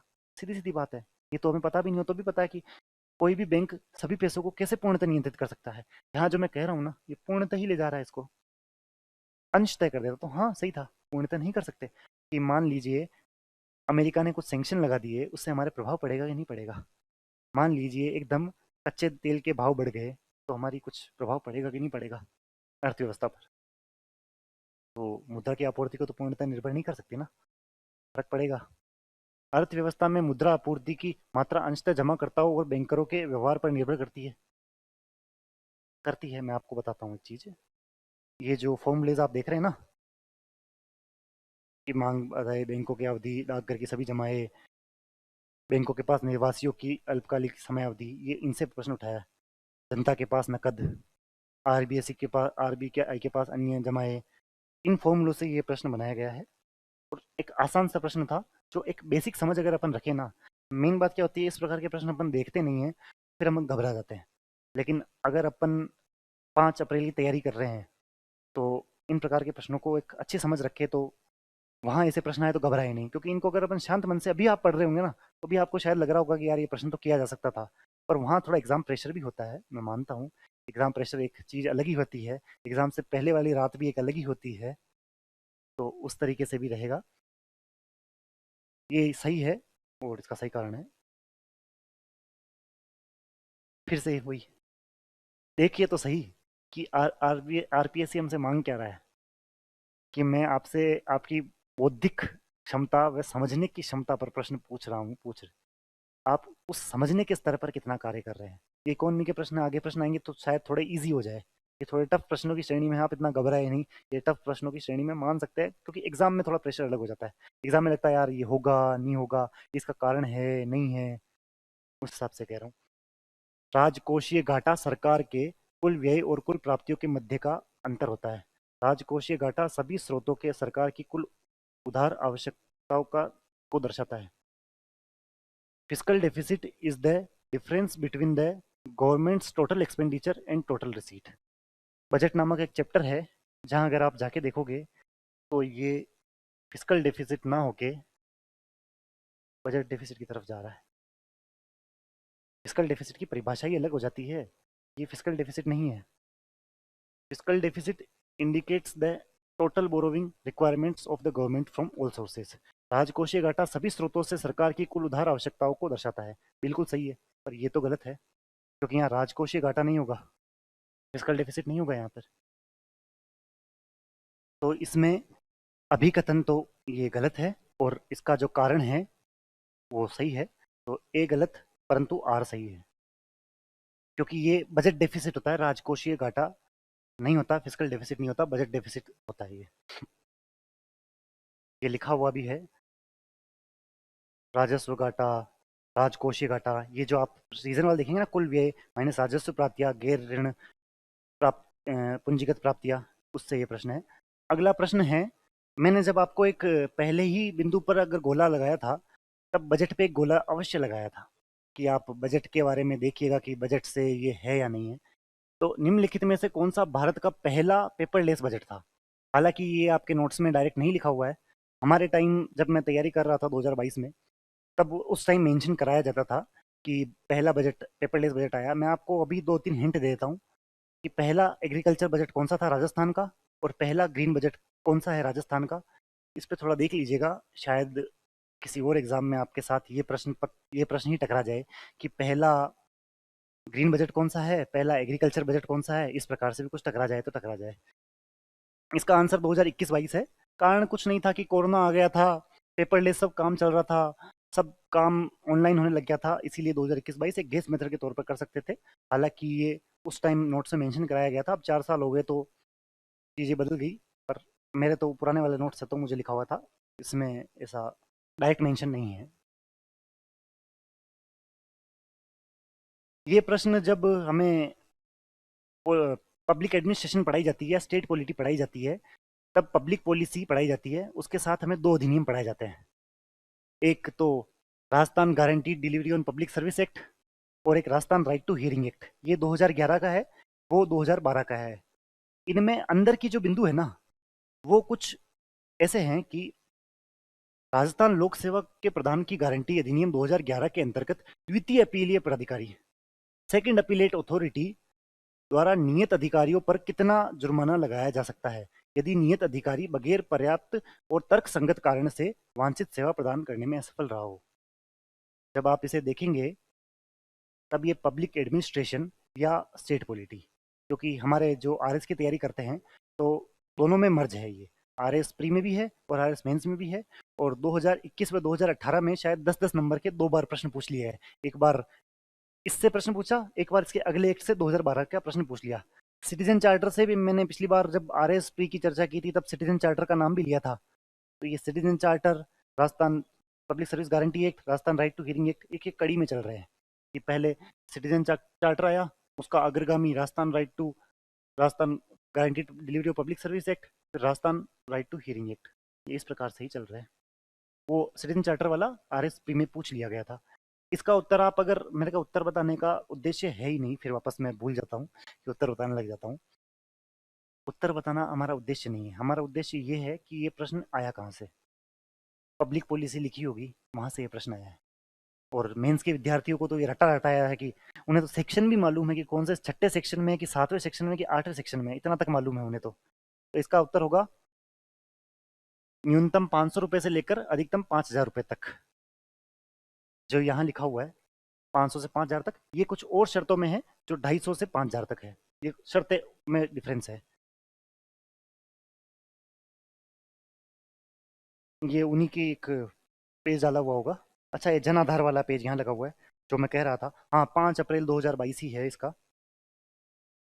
और 18 दिसंबर 2019 को जनाधार वाली लॉन्च हुई थी, जो हमने शुरू शुरू में चर्चा की थी। वो जनाधार वाला यहाँ लगा दिखा पेज। अब ये प्रश्न आपने सभी ने अभिषेक सर की रील देख ली होगी, और सर ने अच्छे से एक्सप्लेन किया है कि इसने इंडियन पॉलिटी और स्टेट पॉलिटी को एक तरीके से मर्ज कर दिया है। जो पहली बात बनती है ना, कि किस मुख्यमंत्री ने अंतरराज्यीय परिषद की स्थायी समिति की 5वीं बैठक में राजस्थान के किस मुख्यमंत्री ने सुझाया कि राज्यपाल की पुनर्नियुक्ति नहीं होती है। अगर किसी विद्यार्थी को यह मालूम हो कि अंतरराज्यीय परिषद का गठन ही 1990 में हुआ है, तो ये पता लगा सकता है कि 1990 के बाद कौन कौन से मुख्यमंत्री थे। हालांकि डायरेक्ट ये प्रश्न नहीं भिड़ रहा है। आप कहोगे कि ये तो कुछ भी बताने के लिए कहीं से भी कोई भी चीज जोड़ देंगे। मैं नहीं कह रहा हूँ कि डायरेक्ट नोट्स में लिखा हुआ है कि भैरव सिंह जी शेखावत बैठे थे, नहीं। इसका मतलब ये है कि 1990 में अगर मीटिंग आपको याद है, तो ये प्रश्न हो सकता है। ये इंडियन पॉलिटी व स्टेट पॉलिटी को मर्ज किया है। एक उत्तम दर्जे का प्रश्न है, जो डायरेक्ट कहीं लिखा जा भी नहीं सकता है। कहीं लिखा नहीं जा सकता। कौन लिखेगा, कहाँ लिखेगा? इस प्रकार का प्रश्न भी सोचा जाए। पर जैसा कि आपने उसमें भी देखा है, जब अभिषेक सर जहाँ बता रहे थे कि ये 1990 में इसका गठन हुआ है, और 1990 के बाद हरिदेव जी जोशी नहीं रहे थे सीएम के तौर पर। शिवचरण माथुर जी भी नहीं थे, जगन्नाथ पाड़िया जी भी नहीं थे, भैरव सिंह जी शेखावत थे, जो दो बार 1990 से 92 तक और बाद में 98 तक रहे थे। तो भैरव सिंह जी शेखावत इसका उत्तर होगा। यहाँ लिखा हुआ है कि अभी तक सिर्फ 12 मीटिंग ही हुई है। यहाँ 5वीं मीटिंग के बारे में पूछा गया था, और ये बना था 1990 में। तो सीधी सीधी बात है कि 1990 के बाद इसका गठन कब हुआ था, उसी से रिलेटेड ये प्रश्न है। आगे हम इस चर्चा को बढ़ाए, तो राजस्थान लोक सेवा आयोग के गठन से पूर्व निम्न में से कौन सी 3 देशी रियासत में लोक सेवा आयोग कार्य कर रहे थे? आरपीएससी खोलना नोट्स की पहली लाइन क्या लिखी हुई है? मेरे में तो पहली लाइन ये लिखी हुई है कि गठन से पूर्व किन किन रियासतों में थी, और 3 ही रियासतों के नाम लिख रखे हैं, और 3 ही रियासत इसने पूछ लिए। आपने अगर कॉपी खोल ली होगी, तो आपको इसका उत्तर भी मालूम पड़ गया होगा कि इसका उत्तर क्या होगा। इसका उत्तर है जोधपुर, जयपुर और बीकानेर। मैं एक और हिंट दे देता हूँ कि ऐसा का ऐसा ही प्रश्न शायद अब हाई कोर्ट से छप जाए, तो घबराइएगा मत कि हाई कोर्ट के गठन होने से पहले पहले किन रियासतों में कोर्ट बना हुआ था। 5 जगह थी, देख लीजिएगा। अगर उनसे प्रश्न आ जाए तो, क्योंकि आरपीएस ने ये प्रश्न पूछा तो फिर हम जैसे ही कोई टॉपर आएगा, खड़ा होगा कि मैंने तो आपको पहले ही कहा था कि अगर आरपीएससी ये पूछ सकती है तो ये भी पूछ सकती है, वो कोई बात उस तरीके की नहीं है। आरपीएससी ने सही में ही बताया कि हम पूछ ये रहे हैं, तो क्यों ना हम ये पता करें कि हाई कोर्ट के पहले पहले कहाँ थे। मैं तो आपको एक हिंट दे रहा हूँ, 5 जगह थी, देख लीजिएगा, मिल जाएगी आपको, थोड़े नोट्स इधर उधर पलटेंगे तो। ये लिखा हुआ है, जैसे मैंने आपको कहा, पहली लाइन लिखी हुई है, जोधपुर, जयपुर, बीकानेर, रियासत काल में लोक सेवा आयोग। जोधपुर, जयपुर, बीकानेर। प्रश्न हो रहा है ना। मेन बात क्या है, हम अगर उस गहनता से नहीं पढ़ेंगे ना, तो सिर्फ चर्चा ही करेंगे कि ऐसा ही टेलीकॉम का पेपर इतना भारी है, इतना भारी, इतना भारी। हाँ, मैं मान रहा हूँ भारी पेपर है, पर अगर पढ़ेंगे तो शायद 5 से 6 या 7 क्वेश्चन, 8 क्वेश्चन ज़्यादा सही होंगे ना। मैं ये आपको बिल्कुल नहीं कह रहा हूँ कि आसान प्रश्न था और तुम्हें करना नहीं आता और तुम पढ़ते नहीं हो और ये नहीं हो, नहीं। पेपर स्तर का था, पर कवर किया जा सकता था। मैं जैसे मेरे साथियों से बात कर रहा था जो भी आरएस में सेलेक्ट हो गए, तो मैंने उनसे पूछा कि आप मुझे, मैं दूसरों का व्यू भी तो जानूं। मैंने जो सेलेक्ट नहीं हुए उनसे भी बात की, तो कि ये पेपर कैसा था, तो कि मुश्किल तो था, पर उतना भी नहीं कि 40% की बात भी की जाए। हाँ, मैं मान रहा हूँ आरएस 2024 वाला पेपर था, वो भी मुश्किल था। ये शायद उससे एक कदम आगे या उसके बराबर ही मान सकते हो। पेपर मुश्किल था, नो डाउट, पर उतना भी नहीं कि इसमें स्कोर नहीं किया जा सके। आप अगर आरएस 2024 के भी देखेंगे, मैं मेरे मार्क्स तो नहीं बता रहा, मेरे तो 131 थे, लेकिन दूसरे लोग भी थे ना, किसी के 120, 115, 110, 120, 108, इस प्रकार के नंबर थे आराम से। मेरे से ज़्यादा भी थे। ऐसा नहीं कह रहा कि मैं राजस्थान में सबसे ज़्यादा नंबर लेके आया, नहीं लेके आया हूँ। बहुत सारे लोग होंगे। कट ऑफ 71 गई थी। अगर 98 के पद की ही बात करें तो इसकी कट ऑफ तो शायद 71 ना जाए ना। 71 तो है भी नहीं, 35% तो कम से कम आपको, 36% तो आपको लाने ही पड़ेंगे। तो लोग तो नंबर ला रहे हैं। अगर आप नहीं ला रहे तो ये आप खुद के अंदर सोचिएगा कि 3-4 साल की मेहनत में अगर आप उन चीज़ों को गहनता से नहीं पढ़ पाए तो ये समस्या है। किसी भी संस्था पर अवश्य विश्वास दिखाइए। मैं तो आपको ये विश्वास दिलाने के लिए ही कह रहा हूँ, क्योंकि भला इसमें नहीं है कि हम दो बातें किसी के लिए कह दें और कि ये नहीं आ रहा, वो नहीं आ रहा। भला हमारा इसमें होगा कि हम दो बातें कहने से बचे और साथ के साथ पढ़ाई करते रहे। और एक और बात, एक छोटा भाई, बड़ा भाई, सर, जो भी रिश्ता आप मानो, उसके लिए कि कभी अपना सोर्स मत बदलिएगा। आपको अगर कोई भी चीज़ ऐड करनी हो ना, इनमें से ही अगर आपके कुछ चीज़ नहीं पता है आपको, उसी नोट्स में लिख दीजिए। डब्बा बनाइए, लिख दीजिए। अभिषेक सर ऐसे जगह छुड़ाते हैं ना साइड में, कुछ भी वैल्यू एडिशन करना हो तो उन्हीं नोट्स में लिखिए। हम क्या करते हैं कि ये चीज़ यहाँ से आई है, ये तो खराब खराब है, यही है काम की चीज़, उसको पढ़ने लग जाते हैं। समस्या यही उत्पन्न हो जाती है, क्योंकि एक पिक्टोग्राफिक मेमोरी नाम की चीज़ होती है। हमारे आंखों में कुछ चीज़ें छप जाती है, जो हम बार बार पेज पढ़ते हैं ना, वो हमारी आंखों में छप जाते हैं। बस यही है। अगर वो हमारी आंखों में छप गए ना, तो समस्या इतनी उत्पन्न नहीं होगी। इसीलिए जितने भी टॉपर्स आते हैं, मल्टीपल रिविजन बोलते हैं कि आपका जो पढ़ने का दायरा है ना, वो सीमित रखिए। मतलब कम किताबें पढ़िए, कम किताबें पढ़िए, कम नोट्स पढ़िए, पर उन्हें बार बार रिवाइज कीजिए। अगर यही 30-40 बार अगर रिवाइज हो जाए, तो शायद जयपुर, जोधपुर, बीकानेर चमक चमक के दिखेगा पेपर में आते ही पहले कि यार यार ये तो आता था, इतना आसान प्रश्न था। उस तरीके से डील किया जा सकता था।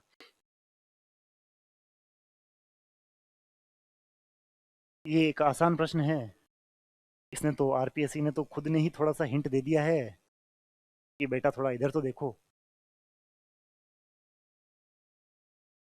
खैर, ये 42 संविधान संशोधन से ऐड हुआ। इसमें अलग अलग प्रावधान है कि नालसा का गठन किया गया, सालसा का गठन किया गया, और भी बहुत सारे फ्री लीगल एड के बारे में बात की गई, जो 42 संविधान संशोधन से ऐड किया गया। आर्टिकल नंबर 39A इसका उत्तर है। पर प्रश्न कहाँ से आया है, फिर वही बात हो जाती है। संविधान संशोधन नामक चीज है, वहां से ये प्रश्न आया है। ये प्रश्न वहां से भी लिंक होता है कि हाई कोर्ट, सुप्रीम कोर्ट की जब हम बात करते हैं, वहां से भी ये प्रश्न लिंक होता है। ये प्रश्न डीपीएसपी से भी लिंक होता है। राजस्थान राज्य विधिक सेवा प्राधिकरण भारत के संविधान में निम्नलिखित में से किस अनुच्छेद से आया? Rajasthan state legal service authority. ये सालसा है ना,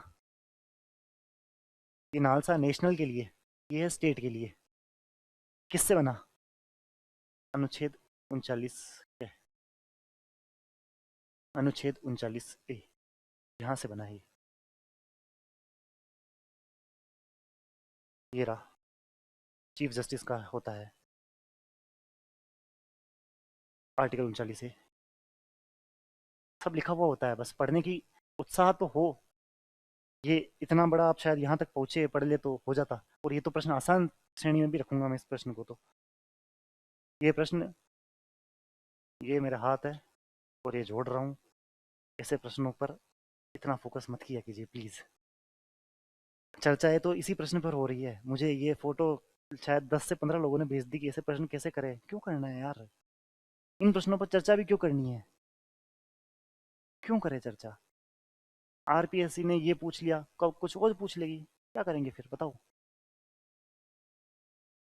हाँ, अपने नोट्स है, उसमें बड़े से 5 पन्ने हैं। 5 पन्नों में लिख रखा है कि कौन कार्यवाहक है, कौन नहीं है, कौन अतिरिक्त प्रभार पर है, सब लिखा हुआ है। पर क्या याद कर लोगे, क्या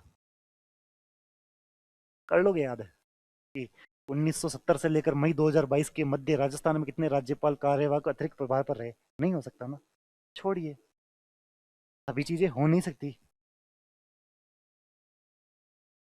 ये एक पब्लिक पॉलिसी जो मैं आपको कह रहा था, उससे दूसरा नंबर का प्रश्न है।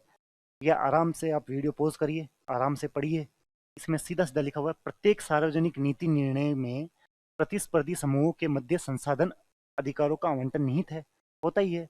अगर हम कोई नीति बना रहे हैं तो उसमें सभी के लिए कुछ ना कुछ रखेंगे ना। सार्वजनिक नीति निर्णय में व्यक्तिगत अधिकार को सामूहिक राष्ट्रीय हित के साथ संतुलन सन्निहित है। बिल्कुल है। ये इसका कारण है क्या? हाँ, बस इसी प्रकार से ये सॉल्व हो जाएगा। नहीं मिलेगा आपको डायरेक्ट चिपका चिपकाया ऐसे इसी तरीके से लिखा हुआ नोट्स में। पर पब्लिक पॉलिसी जब सर पढ़ाते हैं तो ये समझाते तो है ना। शब्द भी तो ये क्लासरूम में इसलिए तो बोलते हैं अटेंशन के साथ बैठो। चाहे आप पीछे बैठो चाहे आगे बैठो, पर अटेंशन के साथ बैठो। ये आप कहेंगे कि ये प्रश्न भी तो सर नोट से नहीं है। मैं कहूँगा हाँ ये प्रश्न भी नोट से नहीं है। फिर आप कहोगे तो फिर क्यों बोल रहे हो। तो मैं सीधा सीधा एक कॉमन सेंस का प्रश्न है कि आपने मजदूर किसान सेवा संघ एमकेएसएस तो पढ़ा है ना, उसी का एक भाग है वॉइस ऑफ इंडिया। चलो मुझे नहीं मालूम है। Voice of India, voice of India से आप क्या समझ रहे हैं? आवाज, मेरी आवाज है क्या? स्वास्थ्य का अधिकार आवाज से है क्या? कॉमन सेंस जनरली थोड़ा बहुत लगाने का प्रयास कर रहे हैं। क्या काम का अधिकार है? क्या शिक्षा का अधिकार है? सूचना का अधिकार? वॉइस ऑफ इंडिया से आप सूचना का अधिकार समझ रहे हैं? वॉइस ऑफ इंडिया, सूचना। चलो उतना नहीं सा पाए। सिलेबस के जो तौर पर मैं आपको कहता हूँ कि सिलेबस हमें याद होना चाहिए। अगर आपको सिलेबस याद है ना तो ये भी हो जाएगा। अगर आपको सिलेबस याद है तो आप जाएंगे और पता लगाएंगे कि ये सिलेबस के किस बिंदु पर है। तो शायद स्टेट इंफॉर्मेशन कमीशन और सेंट्रल इंफॉर्मेशन कमीशन, राज्य सूचना आयोग और केंद्रीय सूचना आयोग लिखा हुआ होगा, वहां से प्रश्न आया होगा ना। सिलेबस याद होगा तो जाएंगे कि यार सिलेबस में तो सूचना आयोग ही लिखा हुआ है, तो ये प्रश्न सूचना का ही होगा, डबल कंफर्मेशन हो जाएगा आपको। बस उसी तरीके का एक प्रश्न था। और इस प्रश्न को तो क्या ही सोल्व कराया जाए, अब देख लो, आप स्वयं ही देख लो। मानवाधिकार आयोग, human rights, national human rights commission, human rights, इनमें सूचियां मिला। केंद्रीय सतर्कता आयोग, विजयी वाणी, नीति आयोग, नीति संधान, भारतीय निर्वाचन आयोग, माई वोट मैटर्स। इन प्रश्नों पर चर्चा किसी ने की नहीं। बनाते इनका भी कुछ, या इनकी भी कोई रील पे चर्चा करते, या फिर इन्हें भी चाय की थड़ी पे डिस्कस करते कि यार यार किसी ने क्या प्रश्न पूछा है, ये कोई प्रश्न करने का है क्या। वो 39A और 39 छोटा वाला ये जो था, वो भी चर्चा का विषय था। उसमें भी चर्चा करते कि आरपीएससी बता तो रही है कि हम दोनों ऑप्शन मिलते जुलते हैं, कुछ तो देखो, ध्यान तो लो इधर।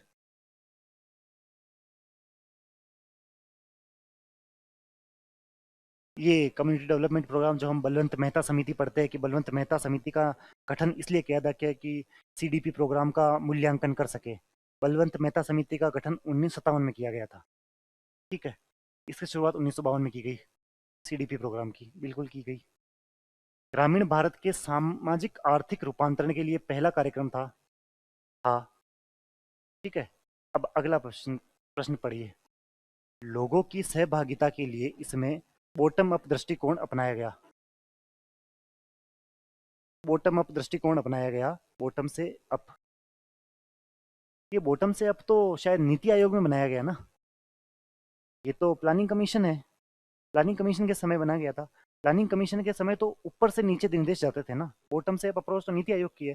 थोड़ा सोच विचार उस तरीके से भी करे तो हम इसका भी उत्तर पता लगा सकते हैं कि बॉटम से अप दृष्टिकोण तो इसका नहीं है।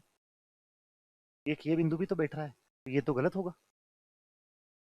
अगला, इसमें निर्वाचित प्रतिनिधियों के माध्यम से जन सहभागिता को सुनिश्चित किया गया है। निर्वाचित तो 1959 में लाए, इसीलिए तो बलवंत मेहता समिति ने कहा था कि लोगों को निर्वाचित करो ताकि जनप्रतिनिधि आए। जनप्रतिनिधि आएंगे तो वह उस माध्यम से जुड़ेंगे तो कम्युनिटी डेवलपमेंट प्रोग्राम के जो उद्देश्य हम नहीं कर पाए ना अचीव, वो अचीव हो जाएंगे। तो ये बिंदु भी गलत हो गया। अब बताइए, सी और डी मेरे गलत है तो मेरे कौन कौन से बिंदु हट जाते हैं? डी गलत, हटाओ। सी और डी गलत, हटाओ। सी गलत, हटाओ। नहीं है चिपका के डायरेक्ट नोट्स में, नहीं है। कोई बात नहीं। पर सीडीपी तो पढ़ा है ना आपने? बलवंत मेहता समिति तो पढ़ी है। नीति आयोग तो पढ़ा है। प्लानिंग कमीशन तो पढ़ी है।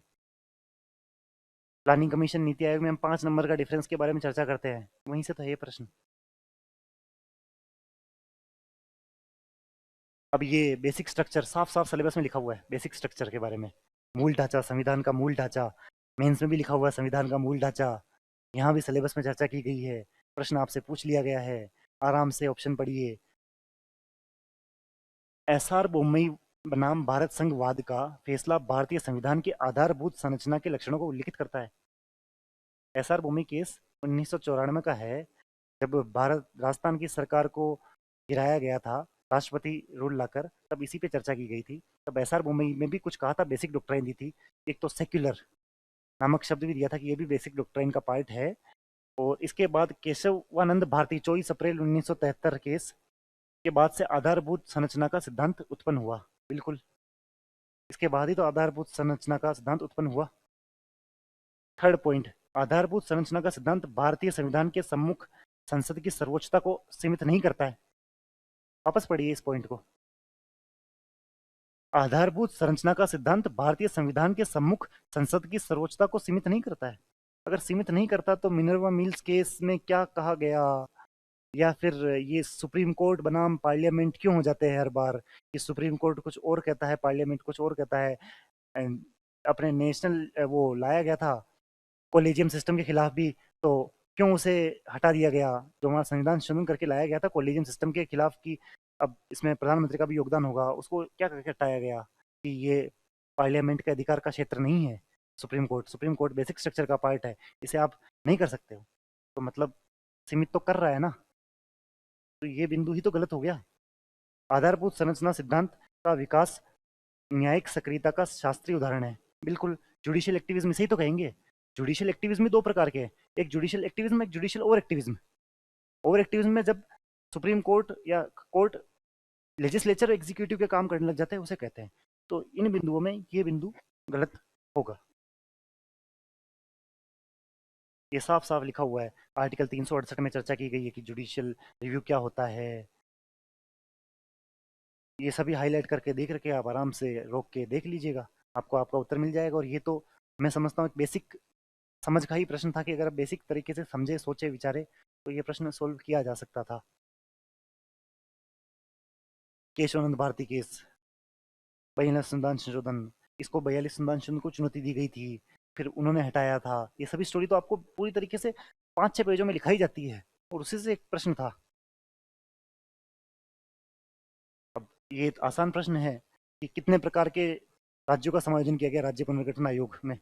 हम सभी जानते हैं कि हमारे यहाँ ए श्रेणी के आयोग राज्य, बी श्रेणी के राज्य, सी श्रेणी के राज्य और डी श्रेणी के राज्य।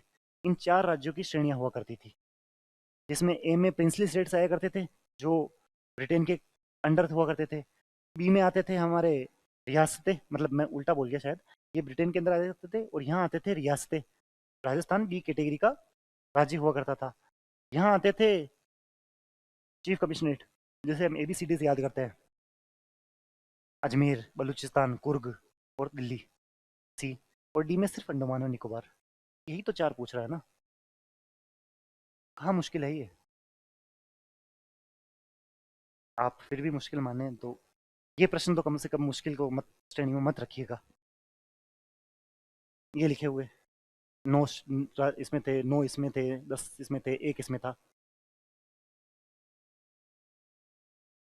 अब ये प्रश्न फिर आप कहेंगे कि ये प्रश्न कहाँ है। कोई बात नहीं। एक बात समझिए, जेपी नारायण जी जिन्होंने इंदिरा गांधी जी के खिलाफ एक आंदोलन किया था, तो जेपी नारायण जी कौन है? पॉलिटिशियन है ना। पॉलिटिशियन क्या बात करेगा, क्या नहीं है? सार्वभौमिक दृष्टि की बात नहीं करेगा क्या पॉलिटिशियन? करेगा। ग्राम समुदाय की बात नहीं करेगा क्या पॉलिटिशियन? महात्मा गांधी से लिंक है ये तो। महात्मा गांधी की तारीफ क्या करते थे, ग्राम समुदाय की लिंक नहीं करेगा क्या? राजनीति का सर्वोदय दृष्टिकोण की बात नहीं करेंगे क्या? करेंगे। कोई भी न्यूक्लियर सोसाइटी की बात करेगा क्या? एटोमाइज सोसाइटी की, सोसाइटी को छोटे छोटे भागों में कर दो। आज आप खुद ही सोचिए, एक ज्वाइंट फैमिली को सपोर्ट करते हैं कि न्यूक्लियर फैमिली को सपोर्ट करते हैं? ज्वाइंट को करेंगे ना। कोई राजनेता तो ऐसे नहीं बोलेगा ना कि एटोमाइज सोसाइटी, परमाणविक समाज के बारे में करेंगे। किसी भी राजनेता को आप किसी का भी भाषण सुनेंगे, वो सार्वभौमिक दृष्टि रखेंगे। वे ग्राम समुदाय की बात करेंगे, गांवों को जोड़ो। राजनीति का सर्वोदय दृष्टिकोण रखेंगे, तो ये प्रश्न उस तरीके से हल किया जा सकता था। आगे हम जब आते हैं तो 11वां और 12वां अनुसूची तो आप सभी को मालूम ही है कि 12वीं अनुसूची नगरपालिका के लिए है। नगरीय निर्धनता उन्मूलन, अर्बन पॉवर्टी एलिवेशन। 12वीं अनुसूची है, 11वीं अनुसूची पंचायती राज के लिए है और 12वीं अनुसूची इसके लिए है। तो ये उस तरीके से हो रहा है। कृषि भूमि से भिन्न संपत्ति के संबंध में संपदा शुल्क, आर्टिकल नंबर 268 देखिएगा, 269 देखिएगा, 270 देखिएगा, 271 देखिएगा। इस प्रकार के कर कौन लगाता है? केंद्र लगाता है ना। संघ सूची। एल्कोहल का काम कौन देखता है? राज्य ही देखता है ना। तभी तो इसे जीएसटी में शामिल नहीं किया गया, एल्कोहल को। स्टेट देखता है इसलिए। तो ये किस सूची का भाग होगा? राज्य सूची का भाग होगा। विवाह और विवाह विच्छेद, ये समवर्ती सूची में है। अब आप आपके हिसाब से मिलान कर लीजिएगा। फोर्थ का ए, फोर्थ का ए। थर्ड में आ रहा है हमारा डी, थर्ड में डी, थर्ड में यहाँ भी डी है। मादक द्रव्य सी, सेकंड में सी। ये रहा उत्तर। इस प्रकार से थोड़ा गहनता से जाए तो अर्बन वाला तो हमें पता ही लग ही रहा है। फिर एल्कोहल वाला भी हमें पता लग रहा है कि स्टेट कवर करता है। और कृषि के संबंध में स्टेट ड्यूटी कौन लगाएगा? ड्यूटी कर कौन लगाएगा? कर लगाने की जो चीज़ है वो केंद्र के पास मौजूद है ना। तो इस प्रकार से ये प्रश्न डील किया जा सकता था। ये सूचियाँ लिखी हुई है, यहाँ से भी आपको पता लगा सकते हैं। ये भारत शासन अधिनियम 1919 आ गया है। ये भी एक बात कहूँ तो, अगर आपको 1919 का अधिनियम, 1935 का अधिनियम याद है ना, तो ये प्रश्न आसानी से हो सकता है। लिखाया हुआ है साफ साफ। भारत शासन 1919 के अंतर्गत प्रांतों को विधायी शक्तियां केंद्र के से प्रत्यायोजन द्वारा प्राप्त हुई है। सही बात है, प्राप्त हुई है। भारत शासन अधिनियम 1919 में प्रांतीय तथा केंद्रीय विधानमंडलों के मध्य विधायी शक्तियों का विभाजन 3 सूचियों के आधार पर किया गया: संघ सूची, राज्य सूची, समवर्ती सूची। मैंने आपको कहा था अगर 1919 और 1935 का आपको एक्ट याद होगा ना, तो ये शायद आप सही कर दोगे। 1935 का एक्ट में ये चीज कही गई है कि 3 भागों में विभाजित किया जाएगा। 1935 यहाँ भारत शासन अधिनियम 1919 के अंतर्गत विधायन की अवशिष्ट शक्तियों प्रांतों को दी गई है। कभी अवशिष्ट शक्तियां हमेशा गवर्नर जनरल के पास रही है। अगर आप मॉडर्न हिस्ट्री को थोड़ा बहुत पढ़ा है उस तरीके से, ये पाएंगे कि हमेशा हमेशा गवर्नर जनरल ने अपने पास रखी है। बिंदु नंबर 3 गलत, बिंदु नंबर 2 गलत, बिंदु नंबर 1 सही। केवल एक सही। अगले प्रश्न पर हम चर्चा करें अगर, ये आप देख लीजिएगा 1919 और 1935 के भारत शासन अधिनियम, ये शक्ति का विभाजन लिख रखा है। ये 1935 के अधिनियम में है। और जो गवर्नर जनरल की है अवशिष्ट शक्तियां, वो गवर्नर जनरल के पास ही रहती है। ये बहुत कॉमन सी बात है जो सभी को पता होगी। ये आराम से प्रश्न पढ़िए। मुझे लगता है इसको समझाने की आवश्यकता भी इतनी नहीं होगी, क्योंकि भारत के संविधान के अनुच्छेद 19(1) के अंतर्गत स्वतंत्रता का निम्नलिखित में से कौन सा अधिकार सभी भारतीय नागरिकों को मूल संविधान में दिया गया है, मतलब बाद में नहीं जोड़ा गया है, ऐसा कौन सा है? आप सभी देखेंगे कि सहकारी समिति वाला 97वें संविधान संशोधन से जोड़ा गया है। ये उत्तर होगा ना, 97वें संविधान संशोधन जोड़ा गया है। कोई कारोबार करने का अधिकार ऐसा कुछ नहीं आया, शांतिपूर्वक युद्ध सम्मेलन का अधिकार नहीं है, संपत्ति के अर्जन धारण और व्ययन का अधिकार नहीं है, सहकारी समिति बनाने का अधिकार है। 97वें संविधान संशोधन से जोड़ा गया। सिंपल। आगे बढ़ते हैं। ये क्लास लिखा हुआ होगा 97वें संविधान संशोधन। राजस्थान के आ गए, अब आपके थोड़े आंखों में चमक भी आएगी कि राजस्थान आ गया है हमारा। JK tyres, Mewar sugar mill, Bhopal Sagar. ये शायद आरएस प्री में भी पूछा गया था भोपाल सागर का प्रश्न। और worsted spinning mill Churu, Shree cement Beawar. Shree cement सभी को पता है ब्यावर में ही है। मैं आपको एक बात बताऊं, जेके टायर भी आपको पता होगा कांकरोली राजसमंद में है। कांकरोली में जेके टायर का कार्य है, यहाँ कोटा है, ये गलत हो गया। हमारा उत्तर नंबर 1। ये देख लीजिएगा, आपको सभी वो बता रखे हैं कौन कहाँ है।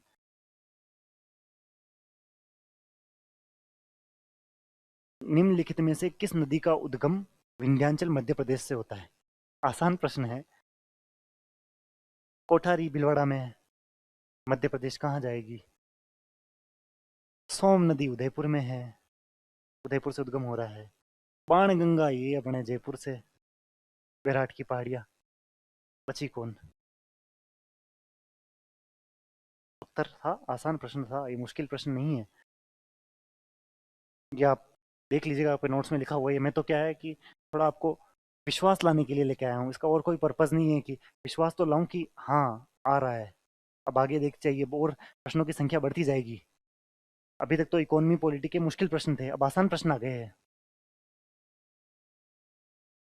विच of the following is currently arranged as per the normal date of arrival of south west monsoon? 4 दिन पहले हमने क्लास रिकॉर्ड की थी, उसमें एक बात बताई थी कि ये राजस्थान का मैप है और उसमें मानसून के अराइवल की डेट और वर्षा के वितरण की डेट, दोनों में एक अंतर था कि एक एरो बना रखा होगा। अब मुझे एक बात बताइए, सबसे पहले वर्षा डूंगरपुर में आएगी कि भीलवाड़ा में आएगी? वर्षा दक्षिण पश्चिम मानसून का आगमन की सामान्य तिथि के अनुसार सही व्यवस्थित है। सबसे पहले कहाँ आएगी? किनारे वाले डिस्ट्रिक्ट पे आएगी कि बीच में आ जाएगी? भीलवाड़ा तो बीच में है ना। डूंगरपुर, डूंगरपुर भीलवाड़ा, भीलवाड़ा मतलब ये तो गया। भीलवाड़ा के बाद, डूंगरपुर के बाद चूरू में जाएगी कि भीलवाड़ा में जाएगी? वो चूरू में, वहां चूरू ठेठ कोने पे, भीलवाड़ा तो पास में ही है ना। हालांकि ये आपके मेंशनड है नोट्स में, एरो मार्क कर रखा होगा, दिखा देता हूँ एरो भी।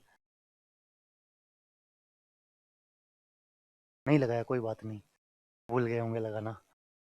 ये 4 दिन पहले ही प्रश्न डिस्कस किया था, वही प्रश्न था ये अब आप कहेंगे कि ये भी तो नोट से नहीं है। मैं कह रहा हूँ हाँ, नहीं है, पर इसको एलिमिनेट करके किया जा सकता है।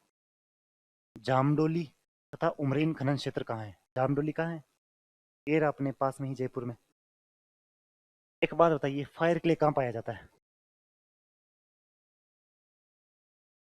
थोड़ा पश्चिमी राजस्थान की तरफ जाके देखना, मिल जाएगा बीकानेर के आसपास कहीं।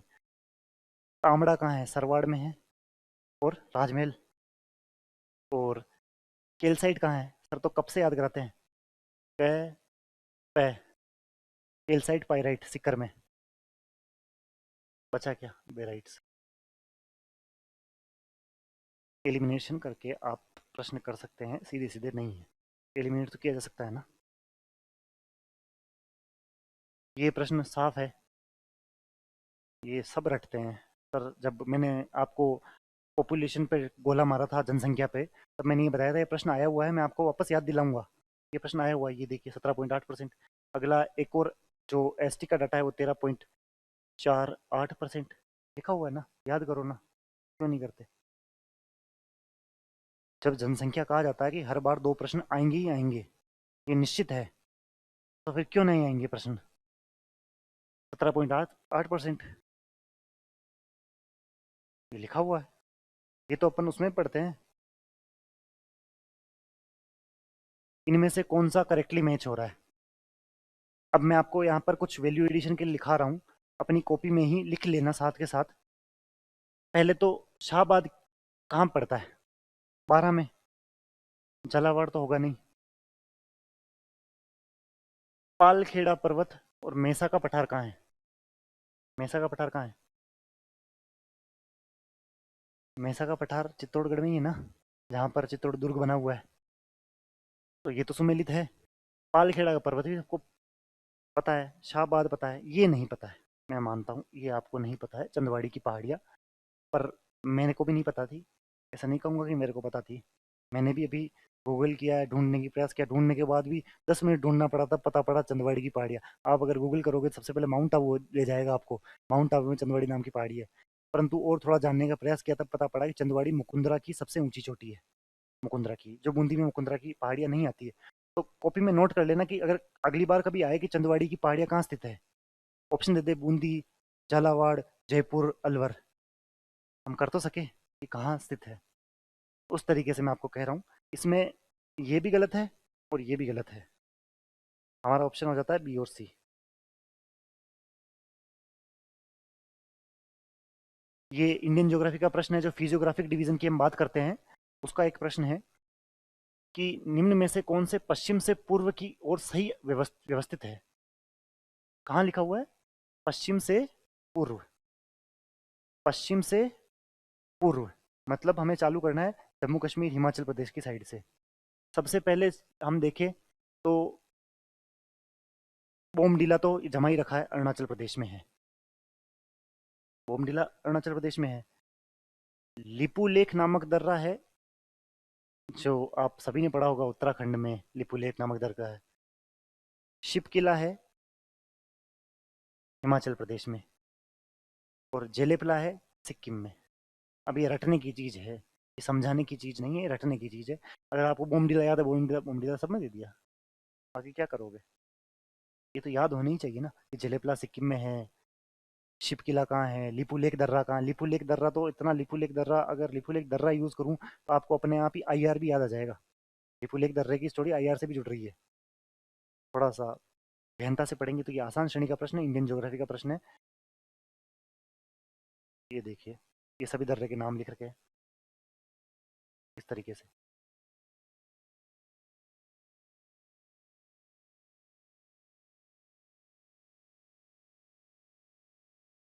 करेवा। करेवा। करेवा मतलब, मैंने आपको जब कृषि बताया था ना, कृषि, कि कृषि नामक एक चीज है जो आपको प्रश्न पूछेगा, यहाँ करेवा पूछ लिया। करेवा हम वहां भी पढ़ते हैं कि कश्मीर की घाटी में करेवा नामक पाया जाता है। वो क्या होता है? जाफरान किस्म की केसर होती है, केसर की कृषि हेतु पढ़ते हैं ये करेवा। करेवा देखिए, इंडियन ज्योग्राफी का फिजियोग्राफिक डिवीजन में कश्मीर वैली में किसकी खेती की जाती है? करेवा की। इस प्रकार प्रश्न आ जाएगा। प्रश्न घूम फिर के वही आ रहे हैं। 2022 में भी आया था, मैंने किसी परीक्षा में दिया था तब, 2023 में भी आया, अभी वापस टेलीकॉम में पूछ लिया गया है। देखो, कश्मीर घाटी में पाई जाने वाली झील, नदी, हिमनद के अवसादों में को करेवा कहते हैं। यहाँ पर करेवा की जो खेती होती है, उससे जाफरान केसर का उत्पादन किया जाता है। ये दामोदर घाटी कोयल फील्ड में कौन सा अवस्थित नहीं है? अब बोकारो आप सभी जानते हैं, कर्णपुर हम सभी जानते हैं। चलो, आप सब जानते नहीं हो तो मैं बता देता हूँ, आप क्या पता पढ़ा नहीं हो। बोकारो, गिरडी, कर्णपुर। बोकारो, गिरडी है, कर्णपुरा। मैप के थ्रू तो देखिए, ये सब एक ही जगह है। उमरिया एमपी में है, ये भी कोयले का खदान है। चलो, ये प्रश्न नहीं आ रहा, कोई बात नहीं। हम सोचे सही कि प्रश्न कहाँ से आया है। क्या ये खनिज से प्रश्न आया है, क्या कोयले से प्रश्न आया है? हाँ, ये वहीं से प्रश्न आया है, ये वहीं से उठ के डायरेक्ट प्रश्न आया है। फिर ये प्रश्न आ गया है, मैंने आपको औद्योगिक प्रदेशों के नाम बताए होंगे, ये औद्योगिक प्रदेशों से प्रश्न आया है। उद्योग प्रदेश, ये कहाँ, कौन सा सुमेलित है? ये कागज के मील का केंद्र है, ये नेहाटी जो आप देखेंगे, ये वेस्ट बंगाल में लिखा हुआ है। हम औद्योगिक प्रदेश लिखते तब सर तो ऐसे याद कराते हैं, नेहाटी बेलगुरी है, गुरी है, इस तरह से राइमिंग करके याद कराते थे। तो ये नेहाटी पश्चिम बंगाल में है। राजामुंद्री भी लिखा हुआ है, आंध्र प्रदेश में है। अगर आपको राजामुंद्री उस तरीके से याद नहीं आ रहा तो हिस्ट्री में राजामुंद्री सोशल रिफॉर्म्स तो पढ़े ही होंगे, आंध्र प्रदेश में होते हैं। इन दोनों में आपको डाउट हो सकता है, मैं मानता हूँ ये दोनों नोट्स में कवर नहीं है। ब्रजराजनगर और बल्लारपुर, ये दोनों कवर नहीं हो रहे। परंतु दो ऑप्शन ही बचे ना, अब मेरे पास 50% का विकल्प तो बच गया ना, कि मैं 50% कर सकता हूँ। उस तरीके से देख लीजिए, 50% तो किया जा सकता है ना इसमें। हालांकि मैं बता दूं, ये ओडिशा में है। अब जहाँ आपके जो पेज है वहीं पे नोट कर लीजिएगा कि ब्रजराज नगर नामक स्थान ओडिशा में है, जहाँ पर कागज मिल का केंद्र है। ये भी लिख दीजिएगा कि बल्लारपुर महाराष्ट्र में। दो चीज़ें मिली थी, दो चीज़ें ऐसे करके की जा सकती थी। ये लिखा हुआ है, शिवपुर निहाटी गुरी है, ये रहा राजमुद्री। ये ईस्ट वेस्ट कॉरिडोर जो पूरा पश्चिम गलियारा जो हमारे भारत में यूं जा रहा है, इसमें कौन शामिल नहीं है? आप देखेंगे तो सर ने स्टेट वाइज लिखा रखा है। अगर ऊपर से नीचे तक तो मेरे को तो राज्य के साथ साथ उनके मुख्य मुख्य शहर के बिंदु लिख रखे हैं। इसमें आप पाएंगे तो कोटा, शिवपुरी और गोरखपुर तीनों अवस्थित है। रटने का प्रश्न है ना, रटने का प्रश्न है, रट तो ले। कोटा भी है, गोरखपुर भी है, शिवपुर भी है, वाराणसी नहीं है, बनारस। ये गोल्डन क्वाड्रिलेटर में आता है। वहाँ पढ़ेंगे तो गोल्डन क्वाड्रिलेटर में जो स्वर्णिम चतुर्भुज है ना, वहाँ पढ़ लेंगे आप इसे। पर ये तीनों इसमें नहीं भाग आएंगे। इसका आंसर होगा वाराणसी। सिंपल सा प्रश्न है। जब हम ट्रांसपोर्ट कॉरिडोर की मैं आपको कहता हूँ कि ट्रांसपोर्ट कॉरिडोर पढ़िए, वहाँ से ये प्रश्न उठाया गया है। सिलेबस के अलाइंड प्रश्न है ना, कहीं और से तो आया नहीं है, सिलेबस से ये प्रश्न लिखा हुआ है।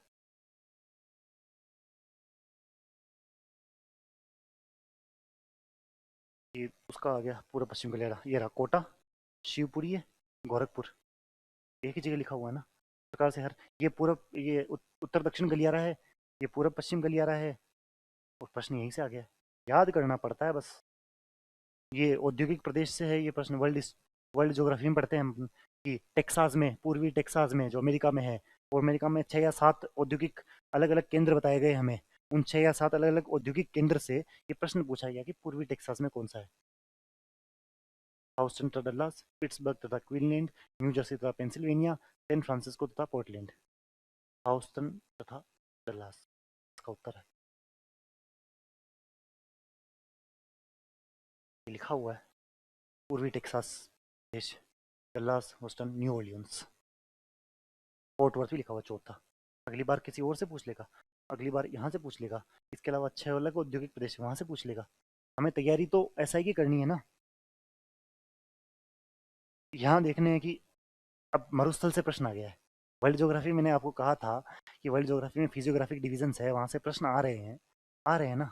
अब ये वाला प्रश्न मरुस्थल से है कि मोजावे का मरुस्थल हाँ नॉर्थ अमेरिका में है, नेगेव का मरुस्थल इसराइल में है, सिम्पसन ऑस्ट्रेलिया में है, और ग्रेट सैंडी भी ऑस्ट्रेलिया में है। आरएस मेंस 2023 2 नंबर का प्रश्न है कि 6 प्रकार के मरुस्थल का नाम बताइए जो ऑस्ट्रेलिया में अवस्थित है। पीएसआई टेलीकॉम का पेपर, तारीख है 9 तारीख। पूछ लिया है कि इनमें से कौन सा मरुस्थल नहीं है। पीवाईक्यू इसलिए जरूरी हो जाता है कि पीवाईक्यू का इसलिए मूल्यांकन करे कि वहां से वहां कड़ी जुड़ रही है। ये रहा ग्रेट सैंडी, चीन में नहीं। ये वाला हो गया गलत। कितने सही है? एक गलत हो गया, चारों सही हो नहीं सकते, बाकी सभी हमें पता है। 3 सही। मतलब आप सोचिए कि आरपीएससी ने ऐसा नहीं कि तुक्का मार के आगे बढ़ जाओ, तुम्हें पता होना चाहिए एग्जैक्ट नंबर कि कौन सा प्रश्न सही है। आगे मैं बताता हूँ, ये सब कवर्ड है। ये रहा वो great Sandy, great Victoria, Gibson, Simpson. ये हमें ग्रेट विक्टोरिया, ग्रेट सैंडी पूछा गया था ना, ऑस्ट्रेलिया में। ये मोहावे का मरुस्थल उत्तरी अमेरिका। आप है ना तैयारी करें ना, तो एक मैप लीजिएगा, वर्ल्ड मैप, और उसमें सभी मरुस्थल एक साथ नोट कर लीजिएगा, सभी पहाड़ एक साथ नोट कर लीजिएगा, सभी पठार एक साथ नोट कर लीजिएगा। उससे क्या होता है ना कि जब सभी पठार, सभी मरुस्थल सभी एक साथ नोट कर लेते तो हमें पिक्टोग्राफिक मेमोरी में स्टोर हो जाता है वो सभी चीज़ें। तो बेहतर एनालिसिस हो सकता है और बेहतर हम कार्य कर सकते हैं उसमें। अब अगला प्रश्न है कि जैव विविधता, बायोडायवर्सिटी और स्पोर्ट्स स्पोर्ट। अभी आरएस मेंस हुआ था तब 5 नंबर में प्रश्न पूछा गया था कि 10 प्रकार के जैव विविधता केंद्र बताओ। मैं आपको साथ जब सिलेबस में चर्चा कर रहा था तब मैंने जैव विविधता पर गोला मारा था कि जैव विविधता वाला प्रश्न है, इस पे थोड़ा सा फोकस कीजिएगा। वही प्रश्न है जैव विविधता वाला, कि अब पूछ लिया है, मेंस में पूछा, ऐसा ही पूछ लिया, फिर कहीं पूछ लेगा। 36 बायोडाइवर्सिटी हॉटस्पॉट सब देखते ही है, मोटे मोटे नाम तो पता ही होते हैं ना। एक बायोडाइवर्सिटी की एक खासियत क्या होती है कि वहाँ 1500 से अधिक प्रकार के एंडेमिक पशु पक्षी होने चाहिए। उसके साथ साथ वो हॉटस्पॉट होना चाहिए, वहाँ पर उनकी मात्रा घट रही होनी चाहिए। अब यहाँ हम देखते हैं मेडागास्कर तथा हिंद महासागर द्वीप बिल्कुल है, कोकेशस है, न्यू कैलिडोनिया है, अलास्का नहीं है। चलो हमें तो नहीं पता कि अलास्का है या नहीं है, परंतु थोड़ा उस दिशा में सोचे कि बायोडाइवर्सिटी हॉटस्पॉट की डेफिनेशन क्या होती है। बायोडाइवर्सिटी हॉटस्पॉट की डेफिनेशन ये होती है कि 1500 से अधिक एंडेमिक जानवर होने चाहिए वहाँ पर, और लगातार शीघ्रता से घट रही होनी चाहिए। अलास्का तो बर्फ है, बर्फ में कौन से जीव जंतु, बर्फ में कौन सी सघनता। वहां तो सिर्फ बर्फीले जो कुछ चंद लोग रह सकते हैं वही तो है, लोग जानवर रह सकते हैं वही तो है। उस प्रकार का ये प्रश्न था। ये आपके बायोडाइवर्सिटी हॉटस्पॉट मेंशन्ड है सारे के सारे, देख लीजिएगा, लिखा हुआ है। बांटते हैं हम। ये जब मैं आपको कह रहा था कि एसआई के सिलेबस में और आरएसप्री के सिलेबस में एक अंतर है, तो ये अंतर में उसकी बात कर रहा था कि यहाँ पर आरएस 2021 में तो सिलेबस चेंज कर दिया गया था, परंतु एसआई में सिलेबस चेंज नहीं किया गया। एसआई में अभी भी ये बंदरगाह वगैरह ये जलमार्ग रखे हुए हैं। तो ये जलमार्ग से प्रश्न है, महासागरीय जलमार्गों से, महासागरीय जलमार्ग से प्रश्न है। और यहाँ बंदरगाह लिखे हुए हैं, पार प्रशांत, ट्रांस पैसिफिक, मनीला, सभी को पता है। ये तो नहीं पता हो तो भी पता है कि मनीला कहाँ सिचुएटेड है। North Atlantic, Lisbon. Sir Mukesh sir बताते हैं लिस्ट में नाम जोड़ दिया गया, लिस्बन लिस्बन ऐसे करके याद दिलाते हैं, उससे पता पड़ जाता है कि नॉर्थ अटलांटिक है। दक्षिणी अटलांटिक, मोंटवेडियो। और मैं मानता हूँ आपको ये समझ में नहीं आ रहा होगा क्योंकि हम आरएस की चीजें पढ़ते हैं। जो एसआई वाले विद्यार्थी है प्रॉपर कोर एसआई वाले, उन्हें तो ये बहुत आसान सा प्रश्न लग रहा होगा कि क्या पूछ रिया है, स्वेज नहर, डाकर डाकर तो सेनेगल में है। जो एसआई की तैयारी कर रहे हैं ना, वो 5-6 पेज इस पे लिखते हैं। ये एक एक्स्ट्रा बिंदु है जो आरएस प्री के सिलेबस में नहीं है। आप कहेंगे कि बाहर से आया, बाहर से आया, आपके सिलेबस में नहीं है तो पढ़ाएंगे क्यों। आरएस में, प्री में और मेंस में, दोनों में सिलेबस में नहीं है तो क्यों पढ़ाया जाएगा। ये एसआई वाले विद्यार्थियों को पढ़ाया जाता है सिर्फ।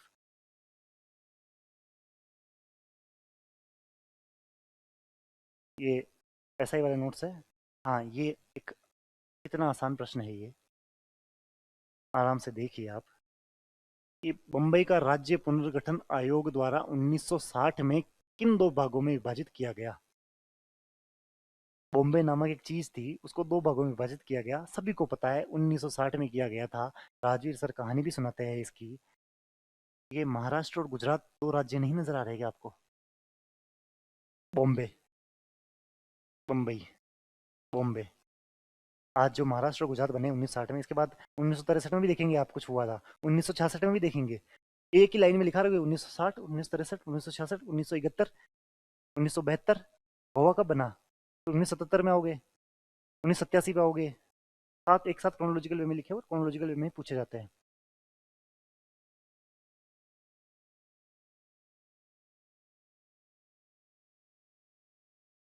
ये वैसे तो हम एथिक्स में पढ़ते हैं।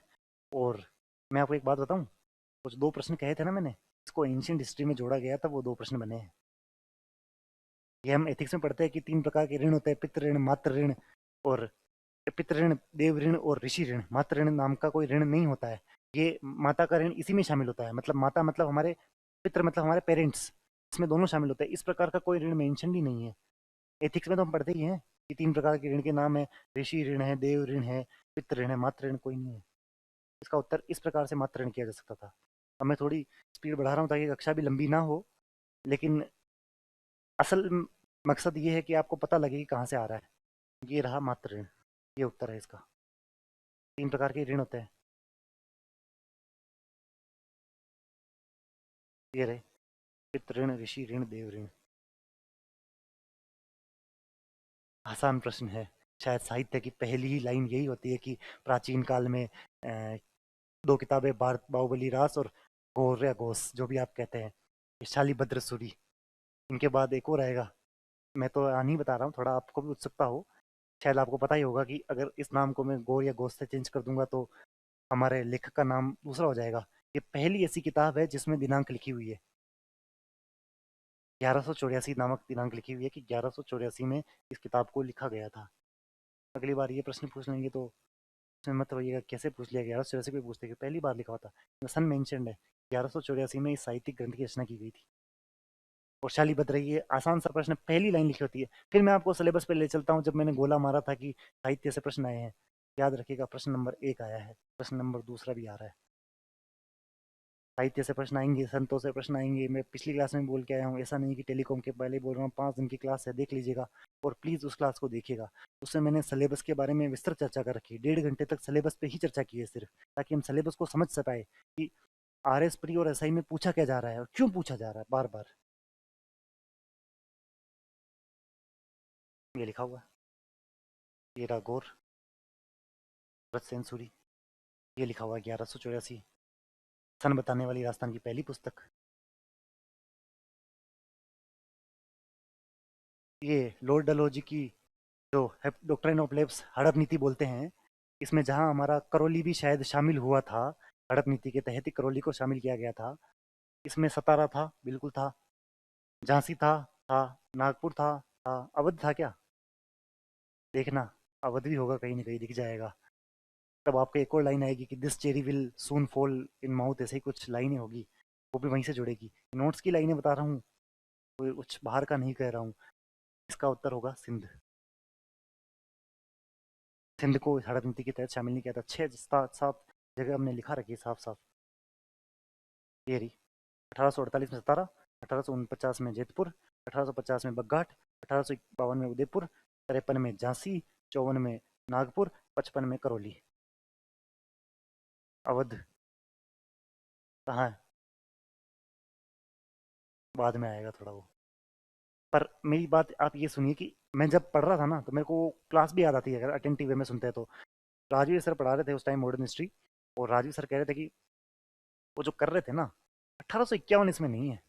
बोलते हैं 51 शुभ का साल होता है, शुभ साल में ऐसे काम नहीं किया करते हैं, तो 1851 में आपको कुछ नहीं मिलेगा।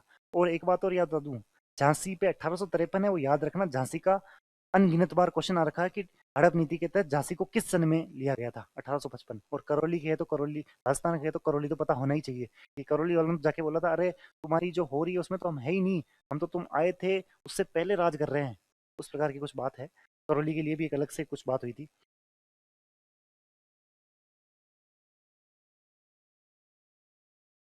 गांधी जी के अरेस्ट के बाद नमक सत्याग्रह किसने चलाया था? यहाँ आप 2 3 नाम देखेंगे, सरोजिनी नायडू जी भी एक उदाहरण है, और अब्बास तैयब जी भी है। क्योंकि बात ऐसी थी कि गांधी जी गिरफ्तार नहीं हुए थे, गांधी जी के साथ मोहम्मद मदन मोहन मालवीय भी गिरफ्तार हुए थे, सरदार वल्लभ भाई पटेल भी गिरफ्तार हुए थे, और श्री राजगोपालाचारी जी भी गिरफ्तार हुए थे। ये 3 तो गिरफ्तार ही हो गए ना, कैसे चलाएंगे आंदोलन, गांधी जी के साथ गिरफ्तार हुए थे। सरोजिनी नायडू लिखा हुआ होगा आपके साथ पास, अब्बास तैयब जी लिखा हुआ होगा कि इन्होंने नमक सत्याग्रह चलाया था।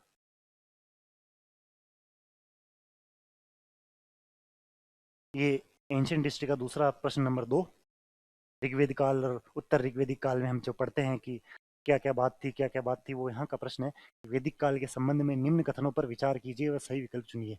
उत्तर वैदिक काल में ऋग्वेदिक काल की कबीलाई सभाओं का महत्व कम हो गया था। 12 प्रकार के 10 प्रकार के कबीले हम पढ़ते हैं ना, वही। राज्य की प्रभुता का विस्तार हुआ था।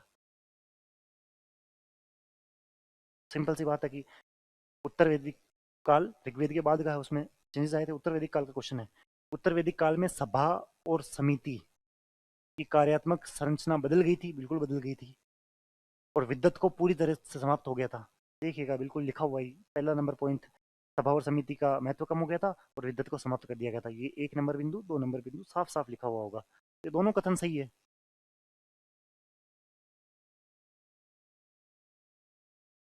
देखिएगा सभा और समिति का बात कही गई होगी और विद्वत का उल्लेख नहीं मिलता है। राजा का पद महत्वपूर्ण गरिमाई वंशानुगत हो गया था, और सभा और समिति का भी कहीं ना कहीं लिखा हुआ जिक्र होगा, देख लेना। आपको अवश्य मिल जाएगा। ये अब हम आ जाते हैं आपकी फेवरेट फेवरेट सब्जेक्ट पर, राजस्थान हिस्ट्री से सुबह से लेकर शाम तक गोटे मारे जाते हैं हम। राजस्थान हिस्ट्री में आप देखें ना कि सिर्फ आपको दो प्रश्न मिलेंगे जो कि मॉडर्न हिस्ट्री या मिडियल हिस्ट्री दोनों मिला के होंगे। ये प्रश्न किसका है? नृत्यों से प्रश्न है। चक्री नृत्य कंजर जनजाति करती है, तेरह ताली नृत्य कामड़ जाति करती है, अग्नि नृत्य जसनाती संप्रदाय किया करता है। पर तो यार कालबेलिया नहीं करते। पर तो शाहपुरा का के शिलाल जी जोशी और छिपा जाति इससे जुड़ी हुई है। तो शिलाल जी जोशी का नाम तो हमने सबने ही सुना ही है, तो शाहपुरा से है ना।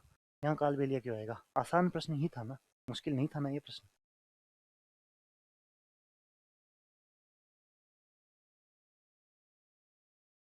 पछेवड़ा। इसमें तीन प्रकार की चीजें होती है।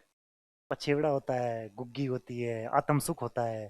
थोड़ी सर्दी होती है तो पछेवड़ो, ये तो अपना मारवाड़ी में हो गया, पछेवड़ो ओढ़ लिया है। जलदार छोरा पछेवड़ो ले रहा, ओडू सी लाग रही हो। सिंपल सी बात है। तो पछेवड़ा तो हम सब सुनते ही आ रहे हैं। पछेवड़ा क्या होता है? पुरुषों का एक परिधान होता है। इसमें भी अगर आपको और पूछ लेंगे कि पछेवड़ा, गुग्गी और आतमसुख क्या है, आतमसुख नहीं दूसरा है, क्या है?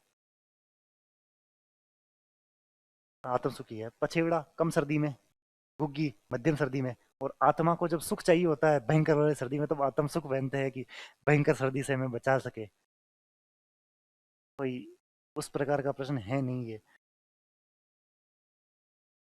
जसनाथ जी, जो मैं आपको कह रहा था कि संत संप्रदाय से प्रश्न आएगा ही आएगा, संत संप्रदाय से प्रश्न आएगा ही आएगा। सिलेबस से पहले, क्लास लेने से पहले ही बताया था, और आज के 5 दिन पहले वाली क्लास में भी बताया था, जब सिलेबस पर चर्चा की थी। ये कुछ इंपॉर्टेंट टॉपिक्स हो जाते हैं। मेरे पास ऐसे भी मैसेज आया कि आप वो प्रश्न बता दीजिए जो आपने दोस्तों को, मतलब टॉपिक बता दीजिए जो आपने दोस्तों को बताए और वो फ्री पास हो गए। मैं आपको भी तो वही साथ साथ सिलेबस के साथ साथ गोले मारते जा रहा हूँ। देखो सिलेबस तो देखो, वहीं से प्रश्न उठ रहे हैं। संत संप्रदाय, कतरिया सर, हम सब परिचित है, जसनाथ जी से रिलेटेड है। गोरख मालिया, जसनाथ जी इनके गुरु जी से मिले थे इस जगह पर, और इस गांव के पास ही ये बागथली है। इसको शब्द को देखिए, बागथली। यहाँ गोरखनाथ जी से मिले थे जसनाथ जी, उनके गुरु जी थे। बागथली का मतलब क्या है? जहाँ भाग्य का उदय हो रहा है। ये एक टीला है सिर्फ, बागथली गांव के पास ही, जहाँ पर उसको ऐसे माना जाता है, पवित्र टीला माना जाता है कि ये यहाँ भाग्य का उदय हो रहा है। ये जसनाथ जी से रिलेटेड है। चलो भागशाली नहीं पता, ये तो पता है ना कि पोलावास विष्णुई संप्रदाय से रिलेटेड है। सभी को पता है पोलावास विष्णुई संप्रदाय से रिलेटेड है। तो ये तो पता लग रहा है ना कि जसनाथ जी से संबंधित नहीं है ये रहा। ये तो इस बच्चे ने भी यही टिक मार रखा है कि उनको पता है कि जाम्बोजी से या विष्णुई संप्रदाय से पोलावास रिलेटेड है। संत संप्रदाय का प्रश्न था। कतरे असर और गोरख मालिया तो ऐसे ही कट रहा था। ये लिखा रखा है सब चीजें। कतरे असर में ये रहा। गोरख मालिया में इन्होंने जाम्बोजी से मुलाकात की, जाम्बोजी से मुलाकात की, इनके गुरुजी से मुलाकात की। यहाँ जाम्बोजी से मुलाकात, इनके गुरुजी से मिले थे। जाम्बोजी इनके गुरुजी एक ही तो है, जाम्बोजी और जसनाथ जी के गुरु। अब ये आसान प्रश्न है। मेरे पास इतना समय नहीं है कि मैं इन सबको आपको खोल खोल के विस्तार से बता सकूं। हम जब अगर ऑब्जेक्टिव की सीरीज लाएंगे तो उनको सबको विस्तार से खोल खोल के बताएंगे कि ये प्रश्न किस प्रकार से है। जैसे कि ऊंट महोत्सव बीकानेर में, इसी पर हम चर्चा करेंगे कि बीकानेर में कौन सी जगह होता है। पहले कतरिया सर में होता था, अब दूसरे गाँव में हो रहा है।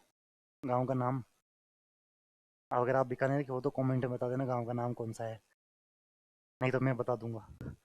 थोड़ा सोचिएगा, अगर सोचेंगे तो क्या अगली बार आ जाएगा कि ऊंट महोत्सव कहाँ मनाया जाता है। दे देगा ऑप्शन बीकानेर की चार, फिर कहेंगे आरपीएससी पूछ रही है। जनवरी कब बनता है ये? जनवरी फरवरी महीने में। और एक बात और याद रखिएगा, ग्रिगेरियन कैलेंडर बोल रखा है यहाँ पर। कौन सा कैलेंडर है? Gregorian calendar. अगली बार विक्रमी संवत पूछ लेगा और अपन जनवरी फरवरी के हिसाब से इसको बना के आ जाएंगे तो दिक्कत हो जाएगी। यहाँ तो ग्रिगेरियन पूछ रखा है, फिर हमें चैत्र वैशाख ज्येष्ठ आषाढ़ श्रावण भाद्रपद उस हिसाब से बनाना पड़ेगा। यहाँ चलो हमारे जनवरी फरवरी से काम चल जाएगा। नंबर एक, ग्रीष्म महोत्सव तो ग्रीष्म में ही होगा, मई जून में। शब्द महोत्सव भी माउंट आबू में होता है। यहाँ ग्रीष्म महोत्सव पूछ रखा है, ठीक है। पुष्कर का मेला तो अभी चल ही रहा है। कार्तिक मास में मनाया जाता है 5 दिन के लिए। लक्की मेला होता है, मतलब लाख लोग नहीं आते, मतलब बहुत सारे लोग आते हैं पुष्कर मेले में। तो पुष्कर का मेला तो भी चल ही रहा है, सबको पता है कि कार्तिक मास में आता है। महावीर जी का मेला, इसमें चर्मकार जाति अच्छे से पार्टिसिपेट करती है, हिंडोन में भी होता है। साथ ही साथ ये अ, हमारे मीणा समुदाय इसमें बढ़ चढ़कर भाग लेता है। चैत्र महीने में होता है, चैत्र त्रयोदशी से 5 दिन तक चलता है ये। तो चैत्र में, कार्तिक में, ग्रीष्म महोत्सव मई जून में, ऊंट महोत्सव जनवरी फरवरी में। जान लो, जनवरी फरवरी महावीर जी का मेला, फिर ये मेला, फिर ये 1 4 2 3, 1 4 2 3। ये आपके सब लिखे हुए कौन से महीने में कौन सा मेला है। ऊंट महोत्सव, फिर हमारा अगले इसमें लिखे हुए हैं सब। महावीर जी का मेला गंभीर नदी के किनारे होता है। चैत्र शुक्ल त्रयोदशी से वैशाख कृष्ण प्रतिपदा, मतलब वैशाख एकम, कृष्ण प्रतिपदा को बोलते हैं फर्स्ट डे, एकम को होता है। लक्की मेला है। बसवा के जैन अमरचंद बिलाड़ा ने महावीर जी की प्रतिमा को पहचाना व मंदिर हेतु सहयोग किया। इसकी तो एक कहानी भी है ना। एक गाय एक प्रमुख एक विशेष स्थान पर जाकर ही अपना दूध अपने आप गिराया करती थी। तो वहां पर अगर जाके खो जा तो भगवान महावीर की मूर्ति मिली थी वहां से, इसीलिए वहां पर महावीर जी का मेला लगता है।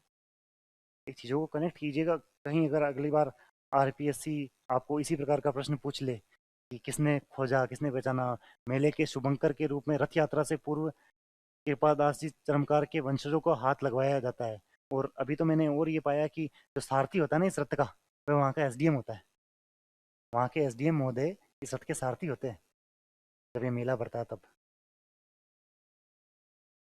चरमकार जाति का योगदान है, पूछ लेंगे चरमकार जाति का योगदान किस मेले में है। पुष्कर मेले में है, महावीर जी के मेले में है, या फिर नागौर के कोई मेले में है, किसके मेले में है। पता होगा तभी तो ये बातें लिखी हुई है, पढ़िए सही। ये साहित्य प्रश्न नंबर 2, साहित्य का प्रश्न नंबर 2 है ये। अब ये विवेक वार्ता है, ये किसकी है। ये अजीत विलास है, ये किसकी है। दो अपने सीधे सीधे नोट्स में लिखी हुई है, मान रहा हूँ दो, दो अपने नोट्स में नहीं मेंशनड है, पर ये दो तो है। थोड़ा सोचिए तो सही। विवेक वार्ता केशवदास जी की है और अजीत विलास गार्डन प्रसाद की है। दो किताबें नोट्स में है, दो नहीं है। क्या दो से कुछ एलिमिनेट हो रहा है क्या। ए में तीसरा, ए में तीसरा, तो एक में ही है सिर्फ। विवेक वार्ता केशवदास, मतलब चौथे का दूसरा, ये भी एक में ही। मतलब अगर दोनों में से एक भी किताब पता होती तो ये शायद क्वेश्चन सोल्व हो जाता। मतलब हो सकता था, मैं ऐसे नहीं कह रहा कि सब कुछ छपा छपाया मिला है आपको और आप फिर भी नहीं कर पाए, इसको माहौल बना रहे हो। है पेपर है, पर इस तरीके से भी तो सोल्व हो रहा है।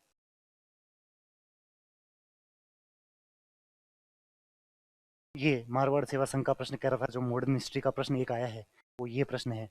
और आपको देखते ही पहले चमक गया होगा कि कोई भरतपुर प्रजामंडल से भी है, बाकी सभी तो वहीं से है। गोपीलाल यादव भरतपुर प्रजामंडल के अध्यक्ष हुआ करते थे, तो मारवाड़ सेवा संघ में तो ये नहीं होंगे। गोपीलाल यादव इसका उत्तर हो गया। ये रहा गोपीलाल यादव अध्यक्ष भरतपुर प्रजामंडल। बाकी सभी ये लिख रखे हैं, जयनारायण व्यास, आनंदराज सुराणा, भोरलाल सराफ, जयनारायण व्यास। कानमल नहीं हो तो ऐड कर लेना, क्या जा रहा है, अगली बार पूछ ले। कानमल किस प्रजामंड सेवा किससे रिलेटेड है। मारवाड़ सेवा संघ से है, भरतपुर से है, कहाँ से है, पता होना चाहिए। हालांकि कानमल भी लिखवाया हुआ है, मुझे पढ़ा हुआ याद आ रहा है। अलल पंख, ये मैंने शुरुआत में जब चर्चा की थी तभी किया था कि करंट अफेयर से भी ऐसे प्रश्न होते हैं जो पूछ लिए जाते हैं। ये अखबार अगर आप पढ़ते तो ये शायद ये प्रश्न आपका सही हो जाता। ये शाहबाद किले में है और शाहबाद किले से इसे कोटा में ट्रांसफर किया गया, क्योंकि अलपंख नामक एक पक्षी होता है जो अपने पंजों में हाथियों को पकड़ के उड़ता है। अब सोचिए ये प्रतिमा बनाई गई है जो शाहबाद के किले में मौजूद है, इसमें एक बड़ी सा पक्षी है जो हाथियों को लेकर उड़ रहा है। ऐसी प्रतिमा खंडित हो रही थी, मतलब उसका लगातार समय के साथ वो हो रहा था, तो उसे कोटा शिफ्ट कराया गया ताकि उसका जीर्णोद्धार वो उस तरीके से कार्य किया जा सके। इसीलिए ये करंट का प्रश्न है जो हिस्ट्री में जोड़ दिया। ऐसे करंट के प्रश्न पूछ लिए जाते हैं। अब लिख लेना, अब ये ट्रेंड में आ जाएगा। अललपंख पक्षी क्या कौन है? अललपंख क्या है? अललपंख नामक प्रतिमा पूछ लिया शाहबाद में, अब इसे पूछ लेंगे कहाँ शिफ्ट किया गया।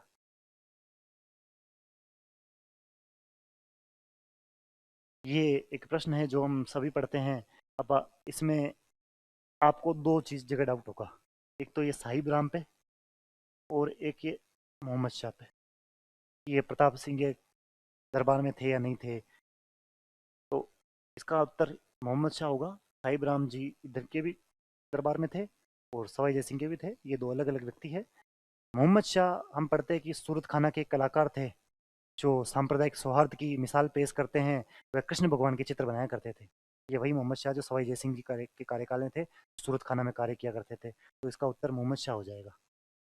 अब हम इस प्रश्न पत्र के अंतिम प्रश्न पर चलते हैं, प्रश्न नंबर 100, जहां रावचंद्र सेन,